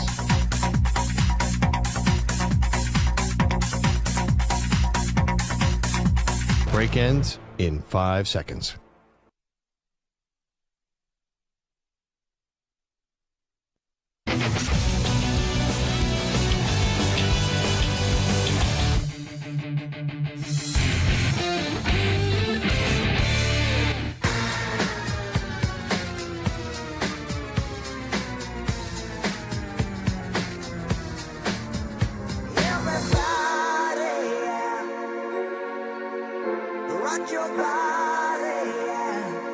Hey, this is Howie. And this is Nick from the Backstreet Boys. And you're listening to the Zach Gelb Show. And guess what? Zach is back. All right. He's live. He's nationwide. This is the Zach Gelb Show. All right, it's time to answer Ask the Post question of the day. It's brought to you by O'Reilly Auto Parts. David in Arizona says, Zach, who's the NBA team this offseason that needs to display the most urgency? You could submit a question by tweeting at INF Sportsnet or at Zach Gelb using the hashtag AskThePros. Think O'Reilly Auto Parts for all your car care needs. Get guaranteed low prices and excellent customer service from the professional parts people at O'Reilly Auto Parts. O'Reilly Auto Parts. The answer is the Sixers. I think a lot of people would say the Lakers. I think a lot of people would say the Suns. Could you maybe say Milwaukee? I just think they need to be healthy. But I do believe You want to argue the Thunder to take that next step. Okay, fair. But the reason why I think it's the Sixers is because Tobias Harris is coming off the books. Tyrese Maxey displayed that he is a future star in this league. Joel Embiid, even though he gets hurt a lot, is still a damn good player. And you only have so many more years of Embiid left. You need to now go get that third piece who really needs to be that second piece, like that finisher, that closer. So we'll see who they end up trying to go get. Is it a reunion with Jimmy Butler? Do they try to go get Paul George? But you have another 2-year window to try to go deliver. And we'll see if they could do so. But if they don't get that other piece, I don't think, like, it should be LeBron, but I don't think LeBron's going to go there. But a LeBron, a Paul George, or a Butler, one of those guys, Philly's got to try to go get and actually execute the deal. So I would say it's a Philadelphia 76ers to the tie-in of Embiid. So I don't know if you guys saw this. This was going, it's like an 8-second clip. It went viral. Jason Kelce and his wife, Kylie Kelce, are walking into a restaurant down at the Jersey Shore. And from what I could gather, a fan wants a photo. And I guess Kylie Kelce or Jason Kelce said, we're on a date, rather not. Like as they're walking into a restaurant. Like politely said it. And the fan went berserk, this woman. And at one point, and Kylie Kelce is a former college athlete. She's got to be like 6 feet tall. Like, I would not want to mess with Kylie Kelce. Like, she could definitely throw it down. But this lady, because she was told no from a photo, was like, oh, I don't care who you think you are. You'll never be allowed in this town again. Let me just explain the Jersey Shore to people, as I'm a frequent visitor of the Jersey Shore. And the shore town that they were in, it was reported as Sea Isle. It's actually Margate. I go to Margate at least 2 or 3 times a summer since I was like 8 years or 9 years old. They were at this restaurant, Stephen Cookie's. Michael Jordan's actually been to the restaurant. Stephen Cookie's is a good restaurant for down at the shore. My favorite restaurant down at the shore is Chef Bola's. Oh, they have the best, some of the best veal parm I've ever had.